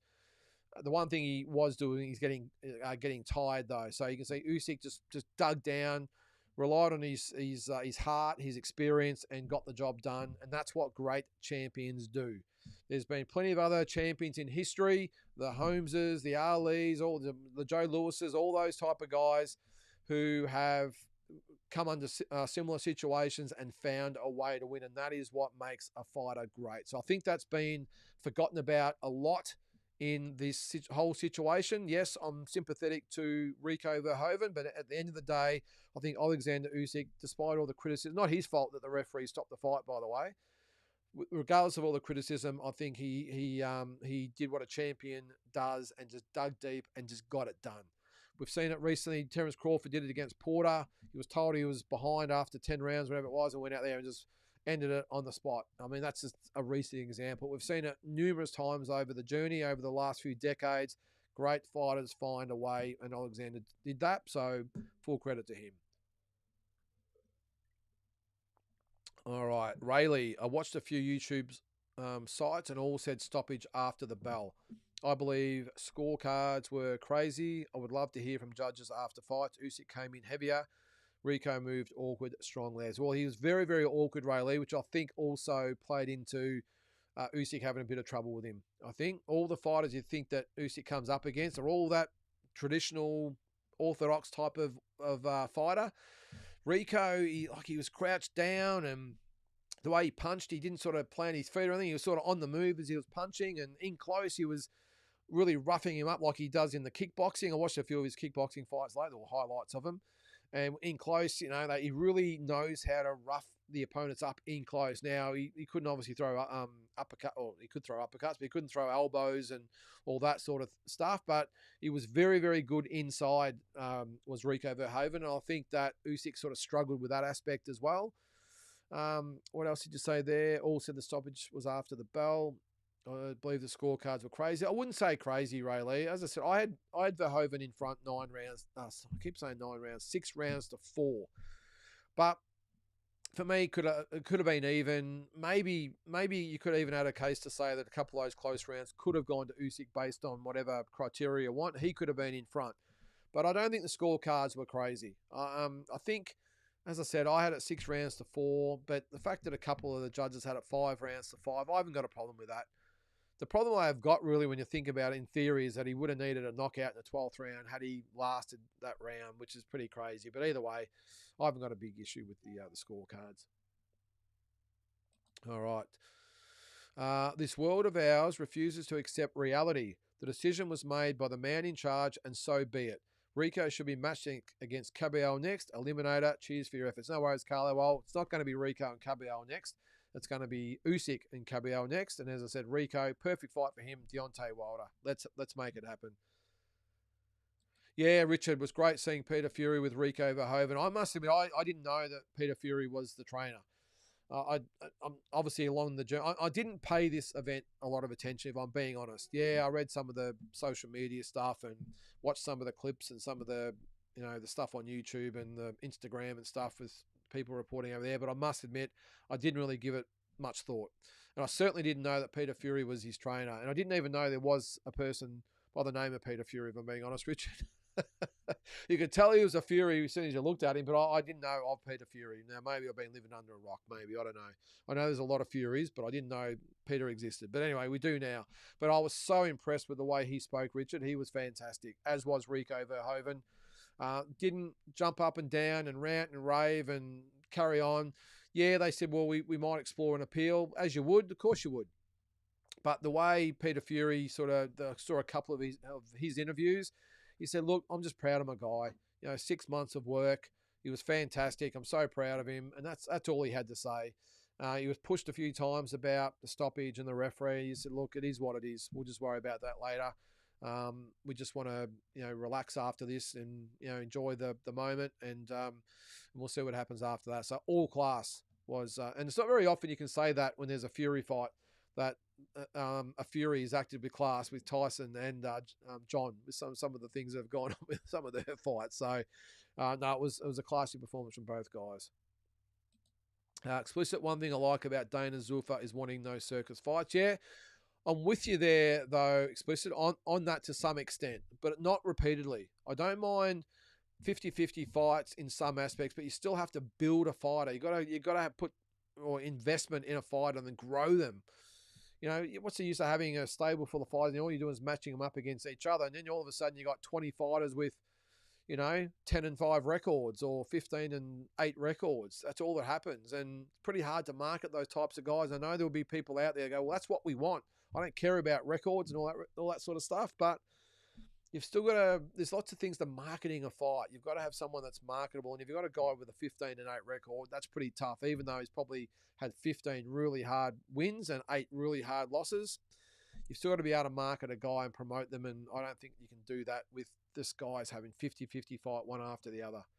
There's D-Style in the chat away there, mate. Yeah, Rico was done, mate. Yeah, I'm with you. Rico's style was pretty comical, no disrespect. Well, it was effective, though, Explicit. That's the thing. I remember, as I said in the videos the other day, watching his fights or highlights of his fights in the kickboxing, and geez, you take away the kicks there, this guy's bloody useless. He's going to have no chance. But his style was effective. He was a very spoiling type of style, and he did what he had to do and almost pulled it off. Yep. Get in line for grand final tickets, Ryan. Get those memberships. Carlton Blues are coming, mate. We are. I've got a feeling it might be maybe a wake-up call this weekend when we play Geelong, though, mate. But anyway, we'll see. Paul, hi there, mate. What do you got there? Love your work. No, thank you very much, mate. We're all critical of the WBC giving Rico a world title shot, having only one boxing match before this. But I think they're justified now. What do you think? No, Paul. I appreciate your comments, by the way.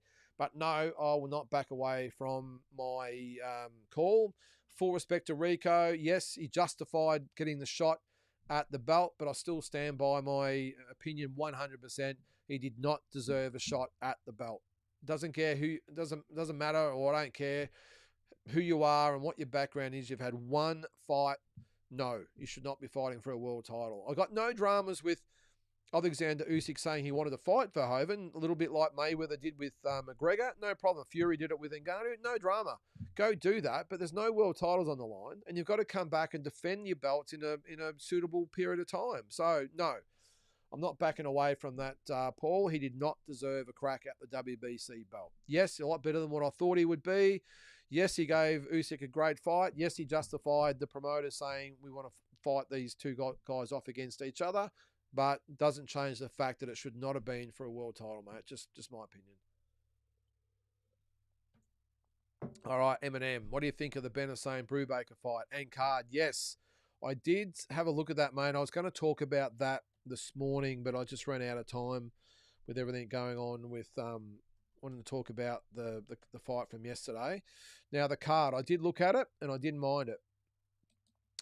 Where are we? So I'm assuming it's the main event. Is it Eminem? We've got Jack Brubaker and Benjamin Hussein. Good fight. Really good fight. I didn't think Jack Brubaker was still fighting. I thought he retired. Obviously not. Should be a really good fight. But they've also got Paulo Acuso and Austin Acuso on that card. Jason Fawcett, what is he, 12-2 against Sonny Marini? I don't know. I must have seen him fight a couple of times. 13-0. I can't picture him, but sure he's been on a No Limit show at some stage. Albert Nolan, great to see him back. Kyron Dryden, Alex Luar, is it?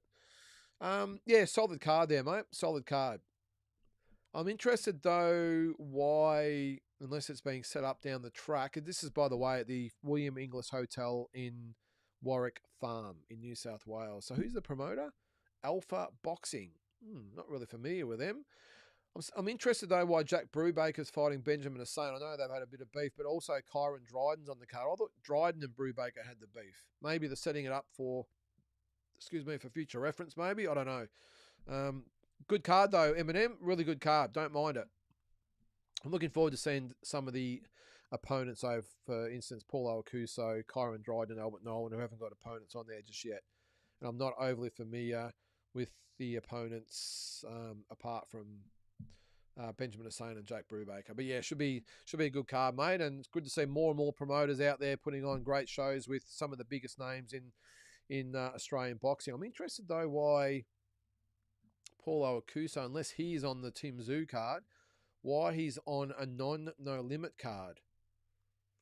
I can understand the others being on different cards, but yeah, Paulo Acuso, who's pretty much one of the high flyers in the stable, why he's fighting at the end of August? Maybe, well, what's the Tim fight? A month earlier. So why isn't Paulo Acuso, who's really struggled to get going in his career, he's gone back to no limit, why is he not fighting on the Tim Tszyu card? That is interesting. But anyway, the rest of the card looks pretty good though, mate. Rico would also have the ring belt. Yeah, sorry, mate. I forgot to talk about the ring belt. He would have for sure. What else you got there, mate? How do you see Paro Crocker playing out? Yeah, good question, mate. Look, it's a great fighter. It really is. It's going to be a tough ask for Liam. I know he's confident, and that's awesome. He's a very, very good fighter, Lewis Crocker, and I think it's going to be tough. I think the home crowd or home country crowd, whatever you might want, hometown crowd, whatever, might be enough to get Liam across the line. But Crocker is a big, strong 147-pounder. Wasn't overly impressed with Liam's last fight at 147, but we've got to give him a bit of a pass in that it was his first fight at 147. Obviously, he had the eye injury. Papo was a lot better than what we expected. But I won't lie and say I'm just a little bit worried about Crocker's size and his power. I didn't think he was a big puncher, to be honest, but I watched the Paddy Donovan fight again. He's got a bit of crack in his punches. So it's a risky fight. Well, I won't say it's a risky fight because obviously there's a world title on the line, so it's not risky at all. But I'm going to back Liam just, Jay, but it's going to be tough. Yeah, 50-50 fight for me. Mate, as I said, maybe the hometown crowd might be just enough to get him over the line. But I can see Lewis Crocker winning the fight, but obviously hoping that our man gets across the line, mate. And I know you'll be there reporting it all, mate. And again, mate, you do a great job. All right, looking forward to seeing Rico fight again. Great athlete and fighter. Did a great job. Great example of a humble sportsman. Yes, Joe, 100%, mate. Very well said. And yeah, really acquitted himself well, didn't he? Fantastic in the ring and even better outside the ring. All right, Shadowbox. The only reason I'd want to see a Rico rematch is to see Usyk end it in a couple of rounds this time and put all this BS to bed like he did in the Dubois rematch. I think similar thoughts, Shadowbox. I think if they fought again, I think you would see a really primed Alexander Usyk, or would we?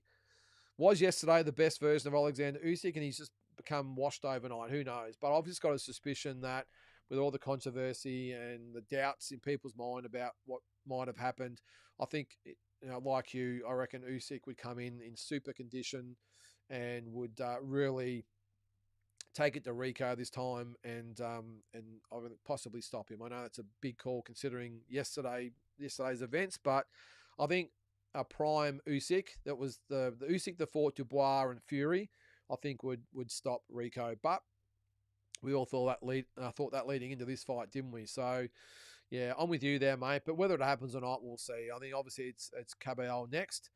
And then we'll just see what happens with Fury and Joshua and Wardley and Dubois and everything else going on. So what did I say? May? I thought I said May. May? Did I say May? Whatever. May. Okay. May Solomon. Sorry.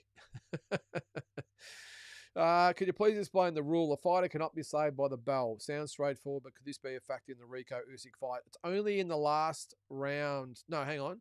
A fighter can only be saved by the bell in the last round. Okay, so in the last round, Tony, if a fighter is knocked down and the bell rings I think that's the case, while the referee is doing his count, I think the bell, if the bell rings and is up to count number 5, I'm pretty sure that the fight is called right there and then. So that's the end of the fight. So not stopped, but the fight ends there and they go to the scorecards. I think that's it, because the old thing, a fighter can only be saved by the bell in the last round. So yesterday, in yesterday's fight, the bell rang, but it means nothing in the scheme of things. So the referee would have had all ability to either stop it then or stop it in the corner, whatever it might have been. So, yeah, as I said earlier, the referee can pretty much do what they want. Yep, if Rico got the rematch with Usyk, I'd put the house on Usyk, and with better odds would be a bonus. Yep, seems to be the common thought here. Yep, Mark agrees. How are you there, Mark? Rayleigh, Rico has been known to be done in some kickboxing fights, but fights back and wins. He may have been KO'd in round 12, but we will never know. Usyk was down at scorecards before the stoppage. Feels fishy. Well, he was down on one, Rayleigh. No, well, as I said before, they had at the time of stoppage, if the bell had gone, he would have been in front on 2 scorecards and even on the third. So, no, he would have been in front. But technically, yeah, after 10 rounds, Verhoeven was in front. But at the time of the stoppage, then Usyk would have been in front, if that makes sense. With that 10-8 round, he would have went past Verhoeven. Shadow Boxer, Tony says spot on. 2 rounds, big KO, and go back to kickboxing. With respect to Rico, this fight should not have happened. Imagine seeing Usyk as a kickboxer. No, thanks. See, we've already moved on, guys. Us boxing fans. See, now we've got onto this thing about rematches. Now, he wouldn't.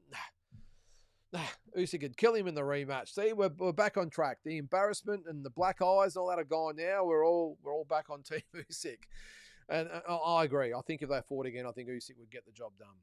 All right, Ado, older refs are safer and are more prone to comply with the establishment, if you know what I mean. Yeah, good call. Yeah, but you can't buy experience, I suppose, and they need experienced guys in the ring that have been around a lot of fights. But I still would like to see some younger sort of guys and girls get opportunities. Rayleigh says rematch will be no element of surprise. I wanted Usyk to win, but feel for Rico. Yeah, no surprise this time. Usyk gets the job done. G'day, Adam. How are you there, mate? Am I that far behind, am I, that you're saying good evening? I've been going for an hour and 40. I heard Rico team has submitted a protest. That is correct, Rayleigh. We'll see what happens with that. Were the British guys you watch Gareth A. Davies and Adam Catterall from TalkSport? Let me have a look there, mate. What's his name? Gareth. I'll put in Adam Catterall. Catterall. All right. Where's a picture of him? Yes, he was the bald guy. Yes, so the other one it must have been Gareth A. Davies. Yes, that was one I was watching, mate. No, they were good, but they had it completely opposite to Mike Coppinger from the ring, to the point where they said, I don't know what fight Coppinger's watching, but I think it might have been 6 round. After the 6th, they had it 5-1 for Usyk, and Coppinger had it 6-0 for Verhoeven. Now 5-1 was obviously way off the mark. I think at that stage I might have had it 3-2 for Usyk, or 3-2 maybe even for no, I think I had it after 6 rounds. So not 3-2, 4-2. I think after 6 rounds I had Usyk just in front, or it might have been even. And then I thought Verhoeven really got going and then won the next couple of rounds, and then Usyk came back. But anyway, I still had it 6 rounds to 4 for Verhoeven, whatever order that came in. But they were the guys there, mate. Turkey promised less PPs. What's that mean? That hasn't happened. There are too many to keep up with dollars. I don't order... pay-per-views, sorry. Turkey promised less pay-per-views. That hasn't happened. There are too many to keep up with. I didn't order Usyk card. Yeah, I'm a bit with you, Rayleigh. And not just that, it's the time that it's on. I mean, it's a big night. I mean, starting at 1 o'clock in the morning, that's, even for a Saturday night, that's pushing it. Am I a fan of live score updates? Ooh, to the arena? No, I don't like it, Ado. Again, I might be stuck in my ways and a traditionalist, but no, I like it the way it is. Yeah, I've got no dramas with it. I like, if I'm in the arena, I like to not know what's going on, and even just watching TV, they're a little bit the same. I know they're a little bit different when you watch on TV though, because they always have the scores of the commentators and experts and all that come up, so it sort of gives you a bit of an idea of what's happening. But in the arena, it's pretty hard. I mean, I've been at fights, a couple where it's like, what the hell are the judges thinking? One of those was Manny Pacquiao, Tim Bradley. I remember thinking, geez, this is the first fight. People around me saying, well, is Bradley, I think he's doing okay. And I'm like, no, I think Pacquiao's winning the fight. And no one sort of knew. If there was open scoring, who knows what would have happened in the crowd. I for one, would have been flabbergasted because I thought Pacquiao was winning easy and he was losing. Jeff Horn and Manny Pacquiao was another one. I remember thinking, hang on, Jeff Horn's doing pretty well here. Is he actually winning the fight? I've got a feeling he's winning. And we didn't, I suppose the suspense you get as well in that situation, but also in a really close fight, I wouldn't want to see it, Ado. I don't want to know going into round 11 that maybe a fighter's 2 points up with a round to go. I would like to go and, geez, he needs a knockout or he needs to win the round big or whatever it might be. I like that frame of mind. I don't want to know that. Well, think about it. It's been a really great fight and you think it's even, but one fighter might be 3 or 4 rounds in front. So it becomes a bit of an anticlimax in the last round where if you don't know what the scores are, of course, you're in the moment right up until the final bell. So, no, I'm not a fan of live updates, mate. Rico deserves a rematch, but no. Sorry, I've already gone through that one, or did I? No element of surprise. Tim says he's going in quick and hard. I hope not, or at least with caution. Is it the way to start versus suspense? Look, strange enough, Rayleigh, I think that's the exact plan he needs. I know against Fundora and Murtazaliev, it was suicide almost, boxing suicide to do that, but or kamikaze way to go about things. But with Spence, I actually think that's the way to go. You're talking about a guy who hasn't fought for 3 years. He's had a lot of issues, injuries, a lot of dramas going on outside the ring. So with 3 years out, the way I would 100% start is to just go after him, Rayleigh. You've got to remember, too, he's not a big puncher, Spence. It's not like he's going to walk into something from Fundora or a left hook from Murtazaliev. Spence is not a big puncher. He's more of a sharpshooter, but he's not a big puncher at all. And again, with being out for 3 years, I think, Tim, that's the exact thing I would be saying to him, mate. Go out and get on him. Go after him. Really rough him up, pound him hard, and let's go. You've got to get his respect early, get him on the back foot, make him start to doubt himself. So, and there's no better trainer out there for Tim to do that than Jeff Fenech. So I think you'll see him go right after Spence right from the word go. The AI scorecard was Fury Usyk 1. Okay. One thing I've noticed and appreciated about Zuffa card so far is the scoring largely has been bang on compared to the other organisations. That is one thing they have got right, Ado, so I'm with you with that, mate. I'm with you. Dana White came in saying that boxing had no imagination and he would bring proper imagination and evolution with Zuffa. Zuffa feels like a downgrade and there's a dull corporate feel. I'm with you, Drew. I've said that all along, and I think someone said the other week with their fight posts, they look like it's an esports game or something. Yeah, it's very bland for me. It's just very grey. It's just black, white, and grey. That's what it seems to me. I want to see a little bit of colour, a little bit of imagination. I mean, at least get a proper graphic designer to get some pretty cracking posters going on. I mean, they're not so great, although some of the Riyadh season ones have been pretty good, haven't they? But, I mean, one good thing it's always been about boxing has been those great posters. I still like the real retro ones back in the 70s and 80s. They were great. But I like the ones with a bit of imagination. I'm a bit for all for different types of fight posters. And the ones they put up are just bland. So, yeah, I'm with you there, Drew. I agree. What's worrying me with the Zuffa thing, says Damien, is like the UK, they have it there in Sky Sports. You watch them, Zuffa gets big, and then it goes to damn main event pay-per-view. Yeah, we know it's going to happen, Damien. It's all free at the moment. But, of course, they're going to make a pay-per-view. Of course they will. Zuffa pay-per-views, you're going to be guaranteed. AI, don't know, or call you Al. Don't know why people get so upset at Zuffa. Just look at it like another promoter with in-house fights, giving some younger upcoming blokes a chance in closely matched fights. Yeah, I'm with you, mate. I'm not against or upset at Zuffa. I just personally don't like them. I don't see how Zuffa is any different to any of the other fight promotions out there. I really don't. Not yet. Surely, maybe down the track it might get there, but at the moment, I just think it's pretty bland, pretty plain. So I'm not going against it and saying I don't want to watch their fight cards. I'm just saying when the fight cards are on, I'll watch it, but I'm not getting excited by it, and I don't sort of recognise a lot of the fighters, I suppose, either. But it's like, oh, okay, I'll watch it, but how is this any different to any other fight show that is out there? So I want to see Dana back up what he's saying before I jump on board. I want to see some big events and lots of razzmatazz and all that sort of stuff, not in conjunction with the ring and all that sort of stuff, because a lot of that stuff's done for him. I want to see Dana White and Zuffa, what they can bring to the table as far as the promotion goes themselves, and not with the outside help of Riyadh season and the ring. What's that, Drew? I'm not sure it's about being upset, but it seems we're fractured boxing in the sense that it's about prospects cashing in, prospects cashing in, veterans cashing out, and most relevant champs now steering clear. It'll be that way for a while, Drew. I think you'll slowly see the champions start to go over. They might lose their belt or go up in weight and haven't got a belt, so they might go over to Zuffa like Hitchens has done, and Belunga just had nothing better to do, did he? And Conor Ben chasing the money, but yeah, it sort of fractured to some degree.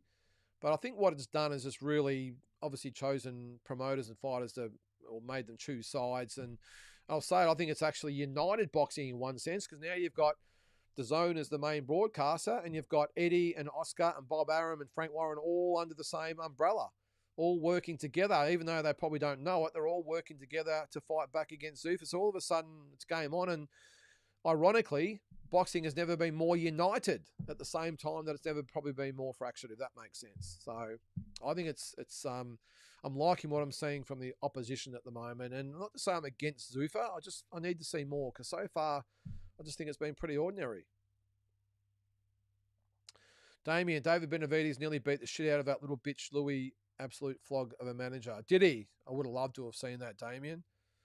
I think Archie Green is a much higher ceiling than CJ Mundine. He looked pretty limited on the Nikita undercard. Yeah, I suppose, Drew. But hey, let's see when he gets on, say, a no limit card or whatever it might be, in front of, all those people and on a pay-per-view, and with an opponent that's pretty solid and has a crack. We'll see. I think it's great that you've got these two sort of running parallel with each other, but let's just, we're probably 5 or 6 years or 7, 8 years even before we might even see that happen. So we'll see. Ryan, I'm a little biased as I know the family. Biased aside, I think you're right. Sorry if I missed that, Ryan. Sorry, what have I said there? Sorry, I've missed that. Sorry about that. I've moved on and I can't remember what I was talking about. A little ring Rick and Eddie Hearn with his black wig glue melting down his face was insane. Is that what happened? Little ring and Eddie Hearn with his black wig glue. Is that right? Melting down his face. I didn't see that. Go little ring Rick, the poor little fella. He's just a little bloke having a crack. Little ring Rick. The worst thing about Saudi or any Muslim country fight cards is a lack of eye candy between rounds. Can they drink at those events? I don't think they can they? Or do they make special exemptions for these type of events? I don't know. But there's not a lot of atmosphere, though, either, is there, I think? But anyway. Robert Moonface is Bert Newton, the boxing promoter now. No. Dan, what do you think of Jeff Fennick's training approach of shorter training sessions but higher intensity with Tim? What's the thinking behind it? I don't mind the approach. I love the approach, Dan. You got to mix things up a little bit. And the thing is, while I think Tim didn't sort of mesh with Pedro Diaz, is because Pedro Diaz is that amateur type of style. It's about angles and a little tap, tap, tap, and then the hard punch, and just totally goes against the grain of what's in Tim. And it's very hard at 30 years of age just to change all that overnight. Jeff Fennick's like, okay, it's a little bit like, I suppose, I hate talking about movies, but in the Rocky movies where it's about, let's just focus on this instead of, what you used to do, So let's focus on your strengths. Let's make it short, sharp, enjoyable sessions, train really hard. We know that Tim's always super fit. We know he doesn't need to have hour or 2 hour long training sessions. Train for an hour, but go hard. He's doing 12-3. So, it's like 36 minutes plus breaks, 45, 50 minutes. Make it an hour, and with everything in and out. I've got no dramas with the Dan. It could be these little things that just mix things up a little bit for Tim and just get him out of his comfort zone, give him a new lease of life. Mate, I'm all for it. Little Ring Rick is like the caterer who tries to get in the photo with Robert De Niro after he wins an Oscar. Yeah, you're right. Tasman posted Turkey to make Benavides Opatar. I did see that explicit. Yep. Yeah, I think they said, though, that Jai was going to fight Michelanian first, though, didn't they? So, and now Usyk looks like he's tied up for a long time. So, I still think that Benavides will probably want to fight Bivol first. So let's just say it's Benavides and Bivol and Opatar and Michelanian. The two winners meet and we've got a super fight. It'd be fantastic.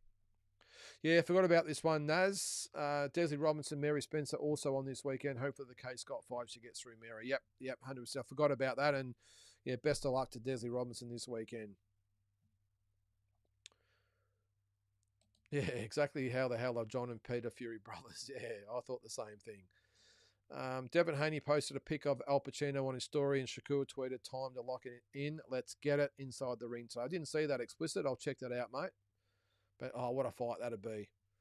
Shadow Boxer, what boxing exercises do you still do? What's your diet like? You look lean for a 50-year-old. Thanks, mate. Respect. Thanks very much, mate. Well, I don't do any strength and conditioning. I used to do 50 push-ups a day, Shadow Boxer, but I had a bit of an incident with a shoplifter last year.